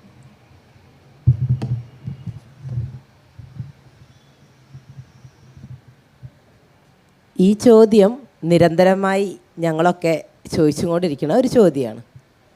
വളരെ പ്രസക്തമായ ഒരു ചോദ്യം. കാരണം നമുക്ക് ഞങ്ങളുടെ അനുഭവങ്ങൾ പറയുകയാണെങ്കിൽ നമുക്കൊരു ദിവസമൊന്നും പോരാ. ഇവിടെ ചുരുങ്ങിയ സമയം മാത്രമേ ഉള്ളൂ. അപ്പം നമ്മുടെ മെയിനായിട്ടുള്ള പ്രശ്നങ്ങളാണ് നമ്മളിവിടെ ചൂണ്ടിക്കാണിച്ചിട്ടുള്ളത്. നമുക്ക് എല്ലാ പ്രശ്നങ്ങളും വിവരിക്കാനുള്ള ടൈം നമുക്കില്ല. അപ്പം ഇത് ഞങ്ങൾ തന്നെ നിരന്തരമായി ചോദിച്ചുകൊണ്ടിരിക്കുന്ന ഒരു ചോദ്യമാണ് ഞങ്ങളുടെ ഇപ്പോഴത്തെ തലമുറകൾ എന്താന്ന് പറഞ്ഞാൽ ഈ കാണുന്നത് ഇതല്ലേ, ഇതാണ് നമ്മൾ കാണുന്നത്. എന്ത് ചെയ്താലും ഇപ്പം ഞങ്ങളെ മുത്തങ്ങ സമരം അടിച്ചമർത്തപ്പെട്ടു. അവർ എന്താ പറയുക, അടിച്ചമർത്തപ്പെട്ടു എന്ന് പറയുകയല്ല, അവിടെ രക്തക്കുരുതി കൊടുത്തു. ഇത് ആളുകൾ കാണുകയാണ്. പൊതുവെ മറ്റുള്ള ആളുകളെ പോലെ എന്തിനും ഏതിനും തയ്യാറായി മുന്നോട്ട് വരാത്ത ഒരു സമൂഹമാണ് ഞങ്ങളത്. ഇങ്ങനെ കാണുമ്പോൾ ഇവർ ഉള്ളാലെ ഭയം ഉണ്ട്. പിന്നെ നിരന്തരമായി ഞങ്ങളുടെ ഊരുകളിൽ ഈ പൊളിറ്റിക്കൽ അതിനകത്തേക്ക് ഈ കോളനി നിവാസികൾ ഒരിക്കലും ഉയർന്നു വരാം, വിദ്യാഭ്യാസപരമായിട്ടാണെങ്കിലും പൊളിറ്റിക്കലായിട്ടും മറ്റുള്ളൊരു അറിവോടുകൂടെയും ആദിവാസി സമൂഹങ്ങൾ ഉയർന്നു വരാൻ പാടില്ല എന്നുള്ളത് അതൊരു ഭാഗത്തിന് നിർബന്ധമുണ്ട്. നിരന്തരമായി ഇപ്പം ഞാനൊക്കെ അവിടെ സമരം കിടക്കുമ്പോൾ നിരന്തരമായി ഞങ്ങളെ കോളനി കൂടെ പോയി കൊടുത്ത ഒരു മെസ്സേജാണിത്. നിങ്ങൾ സമരത്തിന് പോകണ്ട, നിങ്ങളെ വെടിവെച്ച് കൊല്ലും, അവരെ അറസ്റ്റ് ചെയ്ത് കൊണ്ടുപോകും, അപ്പം നിങ്ങൾ അതിനകത്തേക്ക് പോകാൻ പാടില്ല, നിങ്ങൾക്ക് ഈ സ്ഥലം 1 സെൻറ്റ് സ്ഥലം പോലും നിങ്ങൾക്ക് സമരം ചെയ്താൽ കിട്ടൂല എന്നുള്ള മെസ്സേജുകൾ ഞങ്ങളെ ഊരിലേക്ക് എല്ലാം വ്യാപകമായി മെസ്സേജ് പാസ് ചെയ്തുകൊണ്ടേയിരിക്കുകയാണ്. അപ്പോൾ പിന്നെ ഞങ്ങളൊക്കെ എന്ത് നേരിടാൻ തയ്യാറായി. ഇപ്പം ഞങ്ങൾക്കൊക്കെ എന്ന് പറഞ്ഞിട്ടുണ്ടെങ്കിൽ ഒരുപാട് ഞങ്ങളൊക്കെ തലക്കലും കാലിക്കലും ഞങ്ങൾ അങ്ങോട്ട് പോയാലും ഇങ്ങോട്ട് പോയാലും ഒക്കെ പോലീസാണ്. എന്നാൽ അവരിൽ നല്ലവരുണ്ട്. ഞാൻ പോലീസിനെ അടക്കം ഞാനൊരു വിമർശിക്കുന്നില്ല. കാരണം എന്താണെന്ന് വെച്ചാൽ നമുക്കൊരുപാട് നല്ല കാര്യത്തിനും അല്ലാതെയൊക്കെ നമുക്കൊരുപാട് ഉപകാരങ്ങൾ ഉണ്ടായിട്ടുണ്ടാവും. എന്നാൽ എല്ലാ മനുഷ്യരും എല്ലാ വിഭാഗത്തിലുണ്ടല്ലോ. ഒരു വിഭാഗം അങ്ങനെ ഇരിക്കാം. പക്ഷേ എൻ്റെ സമരത്തിനൊക്കെ സംബന്ധിച്ചിടത്തോളം പോലീസിൻ്റെ ഭാഗത്തു നിന്നൊക്കെ ഫുൾ സപ്പോർട്ടാണ് ഞങ്ങൾക്ക് ഉണ്ടായിട്ടുള്ളത്. അവർക്ക് നമ്മുടെ സത്യാവസ്ഥകൾ അറിയാം. അപ്പോൾ ഇങ്ങനെ നിരന്തരമായി പോലീസ് നമ്മളെ ഇടപെട്ട് കഴിയുന്നത് കാണുമ്പോൾ ഇവർക്കൊക്കെ ഒരു ഉള്ളിയാൽ ഭയമാണ് മുന്നോട്ട് വരാനും. കുട്ടികളല്ലേ. പിന്നെ ഞങ്ങളൊക്കെ അനുഭവത്തിൻ്റെ വെളിച്ചത്തിൽ എന്തും വരട്ടെ, എന്തും നേരിടാം, ഞങ്ങളെ ജീവൻ പോലും കൊടുക്കാൻ തയ്യാറായിട്ട് ഞാനും ജാനേച്ചിയൊക്കെ ഇതിനകത്ത് ഇറങ്ങി പുറപ്പെട്ടതെന്ന് വെച്ചാൽ ഞങ്ങൾ അനുഭവത്തിൻ്റെ. അപ്പം ഞങ്ങൾ ഇപ്പോൾ ഉള്ള തലമുറകൾ അനുഭവം വരുമ്പോൾ ഏകദേശം ഞങ്ങളൊക്കെ പ്രായമായി വരുമ്പോൾ അവർക്കും മനസ്സിലാവും ശരിയാണ്, അവർ ചെയ്തതാണ് ശരി. ഞങ്ങൾ അന്ന് നമുക്കൊന്ന് ഇപ്പോൾ ജാനേച്ചിയൊക്കെ അന്ന് സമരം നടത്തുമ്പോൾ സെക്രട്ടേറിയറ്റിൽ സമരം നടത്തുമ്പോൾ ഞങ്ങളെ അവിടെ എൻ്റെ ഒരു ബ്രദറ് ചന്ദ്രൻ എന്ന് പറഞ്ഞിട്ട് ഒരാളായിരുന്നു അന്ന് ആ സമരത്തിന് ഞങ്ങളെ ഭാഗത്തുനിന്ന് പോയിരുന്നേ.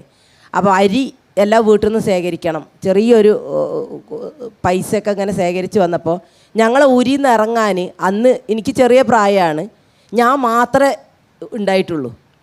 ഇഷ്ടം പോലെ ആളുകളുണ്ട്, ആരും ഇറങ്ങിയിട്ടില്ല. ഈ പിരിവ് നടത്താൻ വേണ്ടി ആരും ഇറങ്ങിയിട്ടില്ല. അപ്പോൾ ചന്ദ്രേട്ടൻ്റെ കൂടെ ഞാൻ പോയിട്ടുണ്ട്. അപ്പോൾ നമുക്കൊക്കെ അന്നത്തെ ഞങ്ങൾ അനുഭവിക്കുന്ന ദുരിതം ഞങ്ങൾക്ക് നല്ലോണം അറിയാം.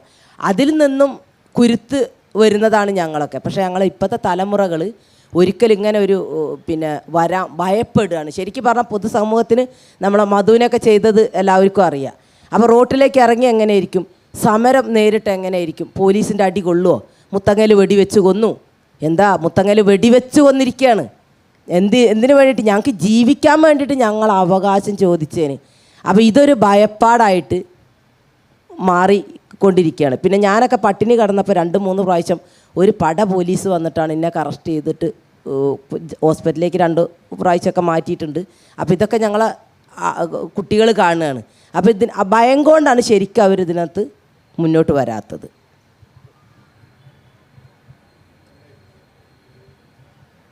ഒരു സുഹൃത്ത് ആദ്യത്തെ ഒരു ചോദ്യം ഉണ്ടായിരുന്നു, ചോദ്യമല്ല, അത് മോഡറേറ്റർ എന്നുള്ള നിലയിൽ ഞാൻ ഒരു സബ്ജക്റ്റ് ഉന്നയിച്ചത് ശരിയായില്ല എന്നൊരു അഭിപ്രായം പറഞ്ഞു.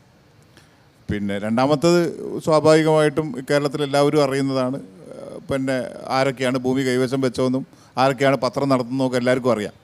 അപ്പോൾ അതിനെക്കുറിച്ച് നമുക്ക് ആർക്കും സംശയമൊന്നുമില്ല.